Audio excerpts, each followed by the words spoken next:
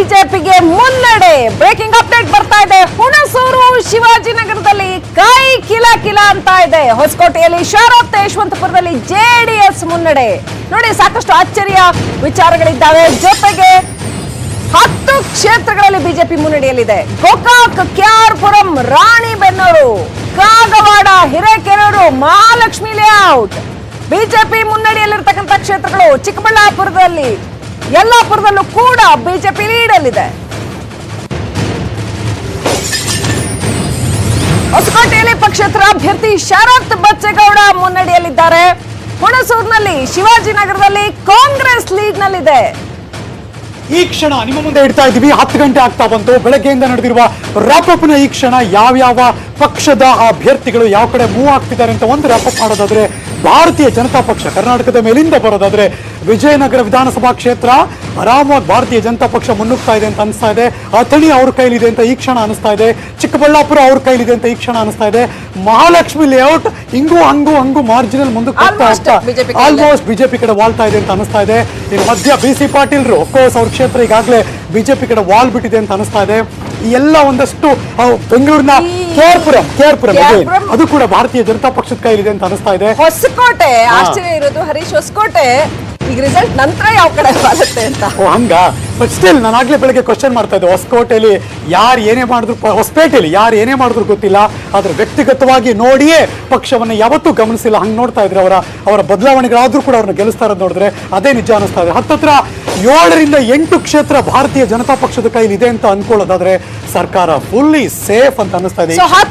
10ಕ್ಕಿಂತ ಒಂದ್ ಜಾಸ್ತಿನೂ ಬಂದ್ರೆ ಅಲ್ಲಿಗೆ ಯಡಿಯೂರಪ್ಪನವ್ರನ್ನ ಯಾರು ಅಲ್ಲಾಡ್ಸಕ್ಕಾಗಲ್ಲ ಅನ್ನೋ ತರ ಸೇಫ್ ಆಗ್ತಾರೆ. ಬಿಜೆಪಿ ಏನ್ ಕ್ಲೈಮ್ ಮಾಡ್ತಾ ಇತ್ತು ಇಷ್ಟರವರೆಗೆ, ಅವರ ಆರ್ಗ್ಯುಮೆಂಟ್ಸ್ ಎಲ್ಲ ಸರಿ ಅಂತ ಆಗುತ್ತೆ. ಆಪರೇಷನ್ ಕಮಲಕ್ಕೆ ಬ್ರೇಕ್ ಬೀಳತ್ತಾ? ಇನ್ನು ಕಾಂಗ್ರೆಸ್ ಕಡೆ ತಿರುಗಿ ನೋಡೋದಾದ್ರೆ ಹುಣಸೂರು ಒಂದು ಕ್ಷೇತ್ರ ಕಾಂಗ್ರೆಸ್ ಕೈಲಿ ಭದ್ರವಾಗಿದೆ ಅಂತ ಅನಿಸ್ತಾ ಇದೆ. ಬೆಂಗಳೂರಿನ ಶಿವಾಜಿನಗರ ಕ್ಷೇತ್ರ ಕಾಂಗ್ರೆಸ್ ಕೈಲಿದೆ ಅಂತ ಅನಿಸ್ತಾ ಇದೆ. JDS ನವ್ರಿಗೆ ಒಂದೇ ಒಂದು ಕ್ಷೇತ್ರ ಕೈ ಹಿಡಿಯುವ ಎಲ್ಲ ಲಕ್ಷಣಗಳು ಕಾಣಿಸ್ತಾ ಇದೆ. ಅದು ಬೆಂಗಳೂರಿನ ಯಶವಂತಪುರ ಅನ್ನೋ ಕ್ಷೇತ್ರ. ಆಲ್ ರೈಟ್, ನಾವು ಚರ್ಚೆ ಮಾಡ್ತಾ ಇದ್ವಿ. ಚರ್ಚೆಯಲ್ಲಿ ಇದೀಗ ನಮ್ಮ ಜೊತೆ ಬಿಜೆಪಿ ವಕ್ತಾರರಾಗಿರ್ತಕ್ಕಂಥ ಅನ್ವರ್ ಮಾಣಿಪಾಡಿ ಅವರು ಕೂಡ ಜಾಯ್ನ್ ಆಗ್ತಾ ಇದ್ದಾರೆ. ನಮಸ್ಕಾರ ಅನ್ವರ್ ಮಾಣಿಪಾಡಿ ಅವರೇ, ಕಾರ್ಯಕ್ರಮಕ್ಕೆ ಸ್ವಾಗತ. ಸೊ ನಾನು ಈ ಕ್ಷೇತ್ರದಲ್ಲಿ ಖಂಡಿತವಾಗ್ಲೂ ನಿಮ್ಮನ್ನ ಹೌ ಡು ಯು ಫೀಲ್ ಅಂತ ಕೇಳಲ್ಲ. ಆಬ್ವಿಯಸ್ಲಿ ನೀವು ಬಹಳ ಖುಷಿಯಾಗಿರ್ತೀರಿ. ನಾನು ಮುರಳೀಧರ ಹಾಲಪ್ಪ ಅವ್ರನ್ನ ಕೇಳ್ತೀನಿ. ಮುರಳೀಧರ ಹಾಲಪ್ಪ ಅವರೇ, 2 ಕ್ಷೇತ್ರದಲ್ಲಿ ಕಾಂಗ್ರೆಸ್ ಮುನ್ನಡೆಯಲ್ಲಿ ಇರೋದು. ಹುಣಸೂರು ಒಂದು ನಿಮ್ ಪಾಲಿಗಿದೆ ಬಿಟ್ರೆ ಸದ್ಯಕ್ಕೆ, ಇನ್ನೆಲ್ಲೂ ಕೂಡ ಶಿವಾಜಿನಗರ ಇನ್ನೆಲ್ಲೂ ಕೂಡ ಕಾಂಗ್ರೆಸ್ ಲೀಡರ್ ಇಲ್ಲ. ಸೊ ಏನ್ ಹೇಳೋದಕ್ಕೆ ಬಯಸ್ತೀರಿ? 123 ದಿನಗಳ ಅಜ್ಞಾತವಾಸ ಅನುಭವಿಸಿದ್ರು ನಮ್ಮ 14 ಶಾಸಕರುಗಳು. ಅವರ ದಮನಿಯಲ್ಲೂ ಸಹಿತ ಕಾಂಗ್ರೆಸ್ ಇತ್ತು. ಪಕ್ಷ ಕಟ್ಟದವರು, ಕಾರ್ಯಕರ್ತರನ್ನ, ಮುಖಂಡರನ್ನ, ನಾಯಕರುಗಳನ್ನ ಬೆಳೆಸಿದಂಥವ್ರನ್ನ ಕಿಡ್ನಾಪ್ ಮಾಡಿದ್ರು, ಹೈಜಾಕ್ ಮಾಡಿದ್ರು. ಒಟ್ಟಿಗೆ ಅವ್ರನ್ನ ಸೆಳ್ಕೊಂಡ್ರದನ್ನ ಯಾವ್ಯಾವ ಆಮಿಷಗಳು ಕೊಟ್ಟರೋ ಏನೋ ನಮಗ ಅದು ಗೊತ್ತಿಲ್ಲ. ಅದನ್ನ ನಾಳೆ ಮಾಧ್ಯಮಗೋಷ್ಠಿಯಲ್ಲಿ ನೀವು ಬರ್ತಾ ಇದ್ದೀರಾ, ಅದರಲ್ಲೂ ನಾವು ಅದರಲ್ಲಿ ನಾಳೆ ರಿಲೀಸ್ ಆಗ್ತದೆ. ರಿನೈಸೆನ್ಸ್ ಹೋಟೆಲ್ ಅಲ್ಲಿ ಯಾರು ಬಿಲ್ ಕೊಟ್ರು, 4 ಇಲ್ಲಿಂದ ಏರೋಪ್ಲೇನ್ಗಳು ಯಾರ್ಯಾರು ಕೊಟ್ರು ಅಂತ ಹೇಳಿ ಇಷ್ಟೊಂದು ಇದ್ರೂ ಸಹಿತ ಮತದಾರರುಗಳು ಆ ಕಡೆ ವಾಲ್ತಾರೆ ಅಂತ ಹೇಳಿದ್ರೆ, ಇಡೀ ರಾಷ್ಟ್ರದಲ್ಲಿ ಎಲ್ಲಾ ಪ್ರಕರಣಗಳು ನೀವು ನೋಡ್ತಾ ಇದ್ದೀರಿ ಏನೇನು ನಡೆದಿದೆ ಅಂತೇಳಿ. ಇಷ್ಟೆಲ್ಲ ಆದ್ರೂ ಸಹಿತ ಮತದಾರ ಆ ಕಡೆ ಮತ ಹಾಕ್ತಾನೆ ಅಂತ ಹೇಳಿದ್ರೆ ಒಳಗಡೆ ಏನ್ ನಡೆದಿದೆ, ಹಿಂದೇಟದಲ್ಲಿ ಏನ್ ನಡೆದಿದೆ ಅದನ್ನು ನಾವು ಸ್ವಲ್ಪ ಸೂಕ್ಷ್ಮವಾಗಿ ಎಂತ grand welcome, red carpet welcome Sadananda ಗೌಡ್ರ ಅಂತ ಸಜ್ಜನ್ರೇ ಹೇಳ್ತಾರೆ, ನಮ್ಮ ಅಳಿಯಂದ್ರಿವರು ಅಂತ ಹೇಳ್ತಾರೆ. ಪೀಪಲ್ ಮ್ಯಾಂಡೇಟ್ಗೆ ಎಲ್ಲರೂ ಕೂಡ ತಲೆಬಾಗ್ಲೇಬೇಕು. ಇದನ್ನ ಹೇಗೆ ತಗೋತೀರಾ ಹೇಳಿ ಸರ್? ಈಗ ನಾನು ಹಲವಾರು ಸಾಧಕರುಗಳನ್ನ, ಕೆಲವು ಅವರ ಕಾಮೆಂಟ್ಸ್ಗಳನ್ನ ಕೋಟ್ ಮಾಡಿದೆ. ಈಗ ಅವರೇ ಅವರ ಆತ್ಮ ಸಾಕ್ಷಿಯಾಗಿ ಯಾವುದೇ ಮತದಾರನ ನೀವು ಕೇಳಿ ಹೋಗಿ, ಮನೆಗಳಲ್ಲಿ ಹೋಗಿ, ಯಾವುದೋ ಒಂದು ಆಮಿಷ, ಯಾವುದೋ ಒಂದು ಆಸೆ, ಏನೋ ಒಂದು ಹಿಂದ್ಗಡೆ ಒಂದು ಶಕ್ತಿ ಅವ್ರಿಗೆ ಆಟ ಆಡಿಸಿ ಅಲ್ಲಿ ಭಾಜಪ ಓಟ್ ಹಾಕ್ಸಿರ್ಬೋದೇ ಹೊರತು 15 ಕ್ಷೇತ್ರಗಳ ಕೋಟ್ಯಾಂತರ ಮತದಾರರನ್ನ, ಎಷ್ಟೋ ಲಕ್ಷ ಮತದಾರರು ನೀವು ಇವರೆಲ್ಲರೂ ಆಸೆ ಆಮಿಷಕ್ಕೆ ಬಲಿಯಾಗಿದ್ದಾರೆ. ಅವ್ರಿಗೆ ನ್ಯೂಸ್ 18 ಈಗ ನಾವು ನೋಡಿದ್ವಿ, ಯಾರೂ ಸಹಿತ ಬಿಜೆಪಿ ಜಿಂದಾಬಾದ್ ಅಂತ ಹೇಳ್ತಿರ್ಲಿಲ್ಲ. ಪ್ರತಿಯೊಬ್ಬರು ಹೇಳ್ತಿದ್ದು ಆಯಾ ವ್ಯಕ್ತಿಗೆ. ಅಲ್ಲಿ ಎಲ್ಲಿ ಕೇಳ್ತೀಯಾರಲ್ಲಿ ಜಾರಕಿಹೊಳಿ ಜಿಂದಾಬಾದ್ ಅಂತಾರೆ, BC ಪಾಟೀಲ್ ಜಿಂದಾಬಾದ್ ಅಂತಾರೆ. ಆ ವ್ಯಕ್ತಿಗೆ ಜಿಂದಾಬಾದ್ ಅಂತೀಯಾರೆ ಹೊರತು ಮನಸ್ಪೂರ್ವಕವಾಗಿ ಯಾರೂ ಸಹಿತ ಭಾಜಪಗೆ ಮತದಾನ ಮಾಡಿಲ್ಲ. ಆ ವ್ಯಕ್ತಿ ಈಗಲೂ ಸಹಿತ ಅವ್ರಿಗೆಲ್ಲ ಇಷ್ಟ. ಕಾಂಗ್ರೆಸ್ನ ವ್ಯಕ್ತಿತ್ವ ಈ ಸಂದರ್ಭದಲ್ಲಿ ಕಾಂಗ್ರೆಸ್ಗೆ ಇದನ್ನ ಇಲ್ಲ, 2-3 ದಿವಸಗಳಲ್ಲಿ ನಾವು ನೋಡಿದ್ವಿ ಶಾಸಕರುಗಳ ಜೊತೆ, ನಮ್ಮ ಹಿಂದಿನ ಶಾಸಕರುಗಳು ಅವ್ರನ್ನೆಲ್ಲ ನಾವು ಅಬ್ಸರ್ವ್ ಮಾಡ್ತಾ ಇದ್ವಿ, ಗಮನಿಸ್ತಾ ಇದ್ವಿ, ಎಷ್ಟು ಕಷ್ಟಪಟ್ಟು ಭಾಜಪ ಹೆಸರು ಕಮಲ ತಾವ್ರೆ ಏನೇನೋ ಹೇಳ್ತಾ ಇದ್ರು. ಒಂದೇ ಅಷ್ಟಿಷ್ಟು ಸುಲಭ ಅಲ್ಲ ಅಂದ್ರೆ ಕೊನೆಗೆ ಸಾಧನೆ ದುಡ್ಡು ಜಾಸ್ತಿನ ಅವ್ರ ದೊಡ್ಡತನ ಜಾಸ್ತಿನೋ ಎರಡರ ಮಧ್ಯೆ ಈಗ ನಡೀತಾ ಇದೆ. ನಾವು ಈಗಲೂ ಸಹಿತ ನಮ್ಮ ದೊಡ್ಡಸ್ತಿಗೆ ನಾವು ಮಾಡತಕ್ಕಂತ ಯೋಜನೆ ಕಾರ್ಯಕ್ರಮಗಳ ಜೊತೆ ಇರ್ತೀವಿ ಹೊರತು ದುಡ್ಡಿನ ಜೊತೆ ನಾವು ಯಾವತ್ತೂ ಇಲ್ಲ. Thank you sir, thank you. ನಿಮ್ಮ ವ್ಯಾಲ್ಯೂಬಲ್ ಅನಿಸಿಕೆಗಳಿಗಾಗಿ ಧನ್ಯವಾದಗಳು, ನಿಮ್ಮ ಮೌಲ್ಯಯುತವಾದಂತಹ ಅನಿಸಿಕೆಗಳಿಗಾಗಿ. ಆದ್ರೆ ಪ್ರಜಾಪ್ರಭುತ್ವದಲ್ಲಿ ನಾವಿದ್ದೀವಿ, ಪ್ರಜಾಪ್ರಭುತ್ವದಲ್ಲಿ ಚುನಾವಣೆನೇ ಅಂತಿಮವಾದ ಶರ ಅನ್ನೋ ರೀತಿನಲ್ಲಿ ಆಗಿ ಹೋಗಿದೆ ಮತ್ತು ಚುನಾವಣೆಯಲ್ಲಿ ಗೆದ್ದರಷ್ಟೇ ವಿಧಾನಸೌಧಕ್ಕೆ ಪ್ರವೇಶ ಸಿಗುವಂತದ್ದು. ಸೊ ಚುನಾವಣೆಗಳು ನಡೀತಾ ಇದೆ, ಜನ ಮತದಾರ ತೀರ್ಪು ಕೊಡ್ತಾ ಇದ್ದಾರೆ. ಎಸ್, ಮುರಳೀಧರ್ ಹಾಲಪ್ಪ ಅವರನ್ನು ಕಳಿಸ್ಕೊಡ್ತಾ ಇದ್ವಿ. Thank you so much sir. ಈ ಕ್ಷಣ ಬರ್ತಿರುವಂತಹ ಬ್ರೇಕಿಂಗ್ ನ್ಯೂಸ್. ಗೆಲುವಿನ ನಾಗಾಲೋಟದಲ್ಲಿ ಕೆಆರ್ಪುರಂನ ಭೈರತಿ ಬಸವರಾಜ್ ಭಾರತೀಯ ಜನತಾ ಪಕ್ಷ 6935 ಮತಗಳಿಂದ ಮುನ್ನುಗ್ತಾ ಇದ್ದಾರೆ. ಮಾರ್ಜಿನ್ ಜಾಸ್ತಿ ಆದಷ್ಟು ಸೇಫ್ ಹೋಗ್ತಿದ್ದಾರೆ. ಅಫ್ಕೋರ್ಸ್ ಇದಪ್ಪ ಇಲ್ಲಿ ಹುಣಸೂರು ಏನೇ ಆದ್ರೂ ಕೂಡ ಸೋಲಿಸಲೇಬೇಕು ಅಂತಿದ್ರು, ಹಂಗೆ ಆಗೋಯ್ತೇನೋ ಗೊತ್ತಿಲ್ಲ. ಕಾಂಗ್ರೆಸ್ನ ಮಂಜುನಾಥ್ 14,000 ವೆರಿ ಡಿಫಿಕಲ್ಟ್. ಇವಾಗ 14,000 15,000 ಲೀಡ್ ಹೊಟ್ಟೋಗ್ಬಿಟ್ರೆ ಈ ಹಂತದಲ್ಲಿ ಬಹಳ ಕಷ್ಟ. ಇನ್ನೊಬ್ರು ಹಿಂದ್ಗಡೆ ಹೋಗಿ ಅವ್ರನ್ನ ಹಿಂದಕ್ಕೆ ಗೆಲ್ಲುವಂತಹ ಸಾಧ್ಯತೆಗಳು ಬಹಳ ಕಡಿಮೆ ಇರುತ್ತೆ. ಸೊ ಕ್ಲಿಯರ್ ಕಟ್ ಇನ್ಫಾರ್ಮೇಶನ್ ಬರ್ತಾ ಇದೆ. ಕಾಗವಾಡದಲ್ಲಿ ಶ್ರೀಮಂತ್ ಪಾಟೀಲ್ ಒನ್ಸ್ ಅಗೇನ್ ಭಾರತೀಯ ಜನತಾ ಪಕ್ಷ. ನಾವು ಒಂದಷ್ಟು ಲಾಸ್ಟ್ ಇಯರ್ ಮಾತಾಡ್ತಿರ್ಬೇಕಾದ್ರೆ ಬೇರೆ ಪಕ್ಷದಲ್ಲಿ ಮಾತಾಡ್ತಿದ್ವಿ, ಈಗ ಅವರೇ ಅದ್ಭುತವಾಗಿ ಯಶಸ್ಸನ್ನು ಸಾಧಿಸ್ತಾ ಇದ್ದಾರೆ. ಅಗೇನ್ ವ್ಯಕ್ತಿಗತವಾಗಿ ಅವ್ರು ಓಟ್ ಹಾಕ್ತಿದ್ದಾರೆ. ಒನ್ಸ್ ಅಗೇನ್ ಬೆಳಗ್ಗೆ ನೀವು ಹೇಳ್ತಾ ಇದ್ದಂತ ಅಂಶ ಈ ಚುನಾವಣೆ ವ್ಯಕ್ತಿಗತವಾಗಿ ನಡೆದಿರ್ತಕ್ಕಂಥದ್ದು ಪಕ್ಷದ ಆಧಾರಕ್ಕಿಂತ ಹೆಚ್ಚಾಗಿ ಅಂತ. ಕೆಲವು ಕಡೆ ಪಕ್ಷನೂ ಹೆಚ್ಚು ಕೆಲಸ ಮಾಡಿದೆ ಅಂತ ಹೇಳ್ಬೇಕು. ನಾನು ಹೇಳ್ತಾ ಇದ್ದಾಗೆ ಬಿಜೆಪಿಗೆ ಬಂದಿದ್ದೀರಾ, ಬಿಜೆಪಿ ಓಟ್ ಹಾಕ್ತಿರೋ ಅಥವಾ ವ್ಯಕ್ತಿ ಕಾನ್ಫ್ಲಿಕ್ಟ್ ಅಷ್ಟಾಗಿ ವರ್ಕ್ ಆಗಿಲ್ಲ ಅನ್ಸುತ್ತೆ. ನಾವಿಬ್ರು ವಾದ ಮಾಡೋಕ್ಕಿಂತ ಬಿಜೆಪಿಯಲ್ಲಿ ನಮ್ಮ ಜೊತೆ ಇವತ್ತಿನ ಸ್ಟುಡಿಯೋದಲ್ಲಿದ್ದಾರೆ ಅನ್ವರ್ ಮಾಣಿಪಾಡಿ ಅವರು. ಅವಾಗ ಕೈ ಎತ್ತಾದ್ರೆ ಏನೋ ಹೇಳಬೇಕು ಅಂತ ಕಾಯ್ತಿದ್ದಾರೆ. ಅಫ್ಕೋರ್ಸ್ ಅವ್ರಿಗೆ ಉತ್ಸಾಹ ಇರಬಾರ್ದು ಅಂತ ತಪ್ಪು ಅಲ್ಲ ಕೂಡ. Let's go. ಆಗಿದ್ರೆ ಬಿಜೆಪಿಯಿಂದ ಅನ್ವರ್ ಮಾಣಿಪಾಡಿ ಸರ್, ಮೊದಲನೇ ರಿಯಾಕ್ಷನ್ ಏನ್ ಹೇಳ್ಬೇಕು ಅನಿಸ್ತದೆ ಈ ಕ್ಷಣಕ್ಕೆ? ಅವರು ಹೊರಟೋಗ್ಬಿಟ್ರು. ನಮ್ಮ ಕಾಂಗ್ರೆಸ್ನ ದುರೇಂದ್ರ ಏನಿದ್ದಾರೆ ನಮ್ಮ ಗೆಳೆಯರು ಹಾಲಪ್ಪ ಅವ್ರು ಹೊರಟೋಗ್ಬಿಟ್ರು. ಕೆಳಗೆ ಬಿದ್ರು ಮೂಗು ಮೇಲೆ ರೀತಿಯಲ್ಲಿ ಮಾತಾಡಿದ್ರು ಅವರು.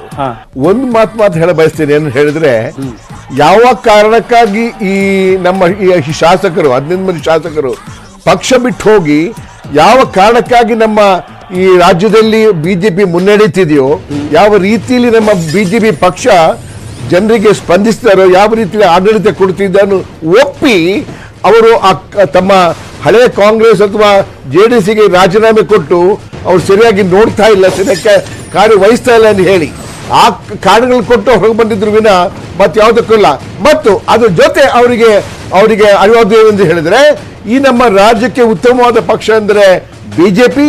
ಅವರು ಬಂದ್ರೆ ಚೆನ್ನಾಗಿ ಡೆವಲಪ್ಮೆಂಟ್ ಆಗುತ್ತೆ, ಡೆವಲಪ್ಮೆಂಟ್ ಅವರ ಮಂತ್ರ ಅಂತ ಹೇಳಿಕೊಂಡು ಪಕ್ಷ ಸೇರಿಕೊಂಡು ಆ ಜನರ ಮಧ್ಯೆಯಲ್ಲಿ ಹೋಗಿ ಜನರ ಮಧ್ಯೆಯಲ್ಲಿ ಹೋಗಿ ಗೆಲ್ಬೇಕಾದ್ರೆ ಅದೇ ಕಾರಣ. ಯಾವ ಕಾರಣ ಅಂದ್ರೆ ನಾವು ಬಿಜೆಪಿ ಪಕ್ಷದ ಕಾರ್ಯವೈಖರಿ ಮತ್ತು ಅಲ್ಲಿಯ ಶಾಸಕರಿಗೆ ಧೈರ್ಯ. ರಾಜೇಶ್ ಚಂದ್ರಗುಪ್ತ ಅವ್ರನ್ನ ಕೇಳದಕ್ಕೆ ಬಯಸ್ತೀನಿ. ಈಗ ಅವ್ರು ಹೇಳ್ತಾ ಇರೋ ಅವ್ರು ಹಾಗೆ ಹೇಳ್ಬೇಕು, ನಾವು ಅಭಿವೃದ್ಧಿ ಮಾಡಿದೀವಿ, ನಾವು ಕೆಲಸ ಮಾಡಿದೀವಿ, ಸ್ಥಿರ ಸರ್ಕಾರ, ಯಡಿಯೂರಪ್ಪನ ಸರ್ಕಾರ, ಇದಿಷ್ಟ ಆಯ್ತು. ರಾಜಕೀಯ ಲೆಕ್ಕಾಚಾರ ಏನಿದೆ ಇದ್ರ ಹಿಂದೆ 10ಕ್ಕಿಂತ ಹೆಚ್ಚು ಸ್ಥಾನ ಅಥವಾ 10 ಬರುವಂತ ಚಾನ್ಸಸ್ ಕಾಣಿಸ್ತಾ ಇದೆ. ಇಲ್ಲ, ಈಗ ಗೆಲುವೆ ಅದರಲ್ಲೇನು ಅನುಮಾನ ಇಲ್ಲ. ಆ ಕ್ರೆಡಿಟ್ ಅವರು ಸಿಕ್ಕಿದೆ, ಕೊಡ್ಲೇಬೇಕಾಗುತ್ತೆ, ಒಪ್ಕೋಬೇಕಾಗುತ್ತೆ. ಯಾವ ಪಕ್ಷದವರಾದರೂ ಒಪ್ಕೋಬೇಕಾಗುತ್ತೆ.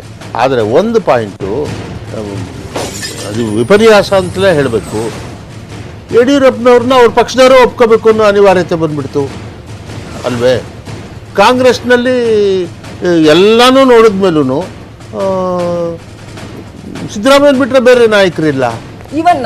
ಈವನ್ ನಾವು JDS ಏನಾಯ್ತು, ಸರ್ಕಾರ ನಡೆಸಿದ ಪಕ್ಷ ಅದೇನಾಯ್ತು, ಒಂದಕ್ಕೆ ಬಂದು ನಿಂತ್ಕೋತು. ಅದೇನಾದ್ರೂ ಸ್ವಲ್ಪ ಹೆಚ್ಚು ಕಮ್ಮಿ ಆದ್ರೆ 0 ಬಂದ್ಬಿಡುತ್ತೆ. ಸರ್ ಪಾಯಿಂಟ್ ಏನಂದ್ರೆ, ಈಗಲೂ ಬಿಜೆಪಿ ಅವ್ರು ಖುಷಿ ಪಡೋಂಗಿಲ್ಲ. ಯಾಕೆಂದ್ರೆ ನಾವು ಬಿಜೆಪಿಗೆ ಓಟ್ ಹಾಕ್ತಿದೀವಿ ಅಂತ ಜನ ಓಟ್ ಹಾಕಿಲ್ಲ, ಅವರು ಆ ವ್ಯಕ್ತಿ ನಾನು ಬರೋವರೆಗೂ ಸ್ವಲ್ಪ ಇರಿ. ಅದೀಗ ಬರ್ತಾ ಇದ್ದೀನಲ್ವ ನಾವು ಒಪ್ಕೊಂಡ್ಬಿಡ್ಬೇಕು. ಒಂದೊಂದು ಬಂದಿದೆ ಒಪ್ಕೊಂಡ್ಬಿಡ್ಬೇಕು. ಗೆಲುವು ಸರಿಯೇ. ಆದ್ರೆ ಈಗ ಬಿಜೆಪಿ ಪಕ್ಷ ನಿಮ್ಮ ಅಂತಲ್ಲ, ಬಿಜೆಪಿ ಪಕ್ಷದಲ್ಲೇನೆ ಮೈನಸ್ ಯಡಿಯೂರಪ್ಪ ಏನಿದೆ, ಇಲ್ಲಿ ಯಾರೋ ಅವ್ರ ಪಕ್ಷದ ಹೆಸರೇ ಹೇಳ್ತಾ ಇಲ್ಲ, ಅಭ್ಯರ್ಥಿಗಳ ಹೆಸರೇ ಹೇಳ್ತಾ ಇದ್ದಾರೆ. ಅದು ಒಳ್ಳೆ ಟ್ರೆಂಡ್ ಅಲ್ಲ, ಆ ಪಕ್ಷಕ್ಕೆ ಒಳ್ಳೆ ಟ್ರೆಂಡ್ ಅಲ್ಲ ಅದು. ಕ್ವಿಕ್ ನಾನು ಬರ್ತೀನಿ. ವಾಪಸ್ ಬರೋಕ್ಕಿಂತ ಮುಂಚೆ ನಮ್ ಜೊತೆ ಕಾಂಗ್ರೆಸ್ ವಕ್ತಾರರಾಗಿರ್ತಕ್ಕಂಥ ಪ್ರಕಾಶ್ ರಾಥೋಡ್ ಅವರು ಕೂಡ ಇದ್ದಾರೆ. ಪ್ರಕಾಶ್ ರಾಥೋಡ್ ಅವರೇ, ಕಾಂಗ್ರೆಸ್ ಯಾವ ಹಂತದಲ್ಲಿದೆ, ಎಲ್ಲಿದೆ ಕಾಂಗ್ರೆಸ್ ರಾಜ್ಯದಲ್ಲಿ? ಹುಣಸೂರು ಒಂದನ್ನ ಬಿಟ್ರೆ, ವಿಶ್ವನಾಥ್ ಅವರ ವಿಚಾರ, ಹುಣಸೂರು ಶಿವಾಜಿನಗರ ಎರಡನ್ನ ಬಿಟ್ರೆ ಕಾಂಗ್ರೆಸ್ ಮತ್ತೊಮ್ಮೆ ಮಣ್ಣು ಮುಕ್ಕುತ್ತಾ ಇದೆ. ಸೊ ಸಿದ್ದರಾಮಯ್ಯ ಅವರ ನಾಯಕತ್ವ ಸಂಪೂರ್ಣ ಫೇಲ್ ಆಗಿದೆ ಅಂತ ಹೇಳೋಣ? ಇಲ್ಲ, ಇದು ಫಲಿತಾಂಶ ಟ್ರೆಂಡ್ ನೋಡಿದ್ರೆ ಮೊದಲನೇದಾಗಿ ಬಿ ಜೆ ಪಿ ಪಕ್ಷ ಚೆನ್ನಾಗಿ ಮಾಡ್ತಾ ಇದೆ, ಅಲ್ಲೆಲ್ಲ ಒಪ್ಪಬೇಕಾಗತ್ತೆ. ಅವ್ರಿಗೆ ಮುನ್ನಡೆ ಎಲ್ಲ ಕಡೆ ಸಾಗಿದೆ.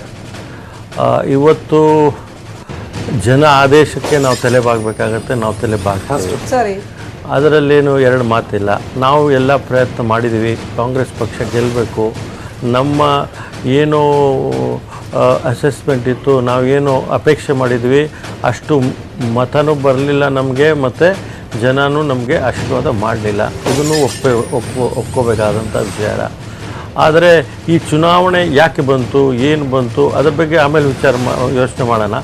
ಈಗಿನವರೆಗೂ ಈಗ ಅವರು ಚೆನ್ನಾಗಿ ಮಾಡ್ತಾಯಿದ್ದಾರೆ, ಅದನ್ನು ನಾವು ಒಪ್ಕೊಳ್ಳೋಣ. ಮತ್ತು ಇದರಲ್ಲಿ ಯಾವುದೇ ಒಬ್ಬ ನಾಯಕರು, ನೀವು ಕೇಳಿದ ಪ್ರಶ್ನೆಗೆ ಯಾವುದೇ ಒಬ್ಬರು ನಾಯಕರು, ಸಿದ್ದರಾಮಯ್ಯ ಸಾಹೇಬರಾಗಲಿ ಇಲ್ಲ ನಮ್ಮ ಅಧ್ಯಕ್ಷರಾಗಲಿ, ಅದಲ್ಲ, ನಾವೆಲ್ಲರೂ ಜವಾಬ್ದಾರಿ ಒಂದೊಂದು ಮತಕ್ಷೇತ್ರಕ್ಕೆ ಒಬ್ಬೊಬ್ಬರು ನಾಯಕರಿಗೆ ಕೊಟ್ಟಿದ್ದೀವಿ. ಅವ್ರದ್ದು ವೈಫಲ್ಯತೆ ಅಂತಲ್ಲ. ಒಂದ್ ನಿಮಿಷ ವಾಪಸ್ ಬರ್ತೀವಿ. ಈ ಕ್ಷಣ ಅಪ್ಡೇಟ್ ಕೊಟ್ಬಿಡ್ತೀನಿ ನಾನು. ನಿಮ್ಮ ನ್ಯೂಸ್ 18 ಕನ್ನಡದ ಸ್ಕ್ರೀನ್ ಅಲ್ಲಿ ಬರ್ತಿರುವಂತಹ ಬ್ರೇಕಿಂಗ್ ನ್ಯೂಸ್ ಅಪ್ಡೇಟ್. ಕುರುಕ್ಷೇತ್ರದ ಈ ಮಹಾ ತೀರ್ಪಿನಲ್ಲಿ ಮಹಾಲಕ್ಷ್ಮಿ ಲೇಔಟ್, ವಿಜಯನಗರ, ಗೋಕಾಕ್, ಇನ್ನು ಹಲವಾರು ಕ್ಷೇತ್ರ, ಚಿಕ್ಕಬಳ್ಳಾಪುರ, ಎಲ್ಲದರಲ್ಲೂ ಕೂಡ ಭಾರತೀಯ ಜನತಾ ಪಕ್ಷ ಅಭೂತಪೂರ್ವಂತಹ ಗೆಲುವನ್ನ ಸಾಧಿಸುವಂತ ಮುನ್ನುಗ್ತಾ ಇದೆ. ಹಿರೇಕೆರೂರು ಕೂಡ ಬಿಜೆಪಿ ಕೇಕೆ ಹಾಕ್ತಾ ಇದೆ. ಕಾಗವಾಡದಲ್ಲಿ ಕೂಡ ಬಿಜೆಪಿ ಮೇಲುಗೈ ಸಾಧಿಸಿ ಮುನ್ನುಗ್ತಾ ಇದೆ ಅಂತ. ಹರೀಶ್, ಕಾಗವಾಡದಲ್ಲಿ ಕೊನೆ ಮೊಮೆಂಟ್ ವರ್ಗೂ ಒಂಥರ ನಿಗೂಢವಾಗಿತ್ತು. ಹಾಗೆ ರಾಣಿಬೆನ್ನೂರಲ್ಲಿ ಕೊನೆ ಮೊಮೆಂಟ್ ವರ್ಗೂ ಕೂಡ 50-50, ಏನು ಎಕ್ಸಿಟ್ ಪೋಲ್ ಎಲ್ಲ 50-50 ಅಂತ ಹೇಳಿದ್ವು. ಅನೇಕ ಕಡೆಗಳಲ್ಲಿ ಸಾಕಷ್ಟು ಕುತೂಹಲ ಇತ್ತು. ಯಶವಂತಪುರದಲ್ಲೂ ಅಷ್ಟೇ 50-50 ಆಗುತ್ತೆ ಅನ್ನೋ ಸಿಚುವೇಶನ್ ಇತ್ತು. ಸೊ ಈಗಲೂ ಕೂಡ ಕುತೂಹಲ ಹಾಗೆ ಎಕ್ಸಾಕ್ಟ್ಲಿ. ಬಟ್ ಸ್ಟಿಲ್ ಹೌದು, KR-ಪೇಟೆ, ರಾಣಿಬೆನ್ನೂರು. ಪ್ರತಾಪ್ ಸರ್, ಒಂದು ಪ್ರಶ್ನೆ ರೈಸ್ ಆಗುತ್ತೆ. ಸಮ್ಮಿಶ್ರ ಸರ್ಕಾರವನ್ನ ಮಾಡಿದವ್ರು ನೀವು, ಆಳ್ದವ್ರು ನೀವು, ಅದಾದ್ಮೇಲೆ ಈಗ ಒಂದು 6 ತಿಂಗಳಿಂದ ಬಿಜೆಪಿ ಬಂತು.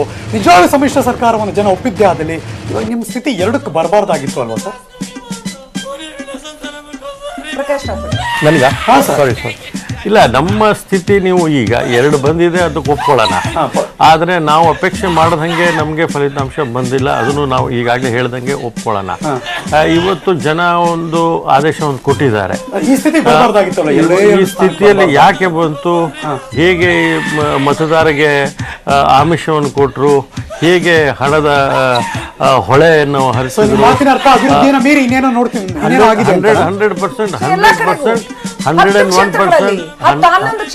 101% ಇವತ್ತು ನಾವು ಸೋತಿರೋದು ಮೋರಲೆಸ್ ಹಣದ ಬಲ ನಮ್ಮಲ್ಲಿ ಕಡಿಮೆ ಇತ್ತು, ಬಿಜೆಪಿಯವರ ಹತ್ರ ಜಾಸ್ತಿ ಇತ್ತು. ನಿನ್ನೆವರೆಗೂ ಸರ್ಕಾರ ನಡೆಸಿದವರು. ಅದಕ್ಕೆ ಪ್ರಶ್ನೆ. ಅಲ್ಲ, ಈಗ ನಾನು ಬಹಳ ಬೇಸರದ ವಿಷಯ ಹೇಳಿದ್ರೆ, ನಮ್ಮ ರಾಥೋಡ್ ಸಾಹೇಬ್ರು ನಮ್ಮ ಕರ್ನಾಟಕ ಜನರನ್ನು ಈ ತರ ಒಂದು ಇನ್ಸಲ್ಟ್ ಮಾಡೋದು ಸರಿಯಲ್ಲ. ಕರ್ನಾಟಕದ ಜನತೆಯವರು ಬಹಳ ಬುದ್ಧಿವಂತರು, ಅವರಿಗೆ ಗೊತ್ತಿದೆ ಯಾರು ಎಷ್ಟರ ಮಟ್ಟಿಗೆ ಯಾವ ರೀತಿಯಲ್ಲಿ ನಮ್ಗೆ ಸ್ಪಂದಿಸ್ತಾರೆ, ಯಾವ ರೀತಿಯಲ್ಲಿ ನಮ್ಗೆ ಸರ್ಕಾರ ಕೊಡ್ತಾರೆ ಅಂತೇಳಿ. ಅವ್ರು ಕೊಟ್ಟರು. ದಯವಿಟ್ಟು ಮಹಾಜನತೆಯನ್ನು ತಾವು ಅವ್ರಿಗೆ ಒಂದು ಇನ್ಸಲ್ಟ್ ಮಾಡೋದು ಸ್ಟಾಪ್ ಮಾಡಿ ದಯವಿಟ್ಟು. ಜನತೆಯವರು ನೋಡಿ ಕೊಟ್ಟಿದ್ದಾರೆ. ಈಗ ನಮ್ಮ ಬಿಜೆಪಿಯ ಮುಖಂಡರು ಈಗಾಗಲೇ ಅವರ ಅಭಿಪ್ರಾಯ ಹೇಳಿ, ನಾನು ನನ್ನ ಅಭಿಪ್ರಾಯ ಹೇಳ್ತಾ ಇದ್ದೀನಿ. ಕಾಂಗ್ರೆಸ್ ಪಕ್ಷ 100ಕ್ಕೆ 100. ಇವತ್ತು ಜನ ಇವತ್ತು ಚುನಾವಣೆ ಯಾಕೆ ಬಂತು? ಆಪರೇಷನ್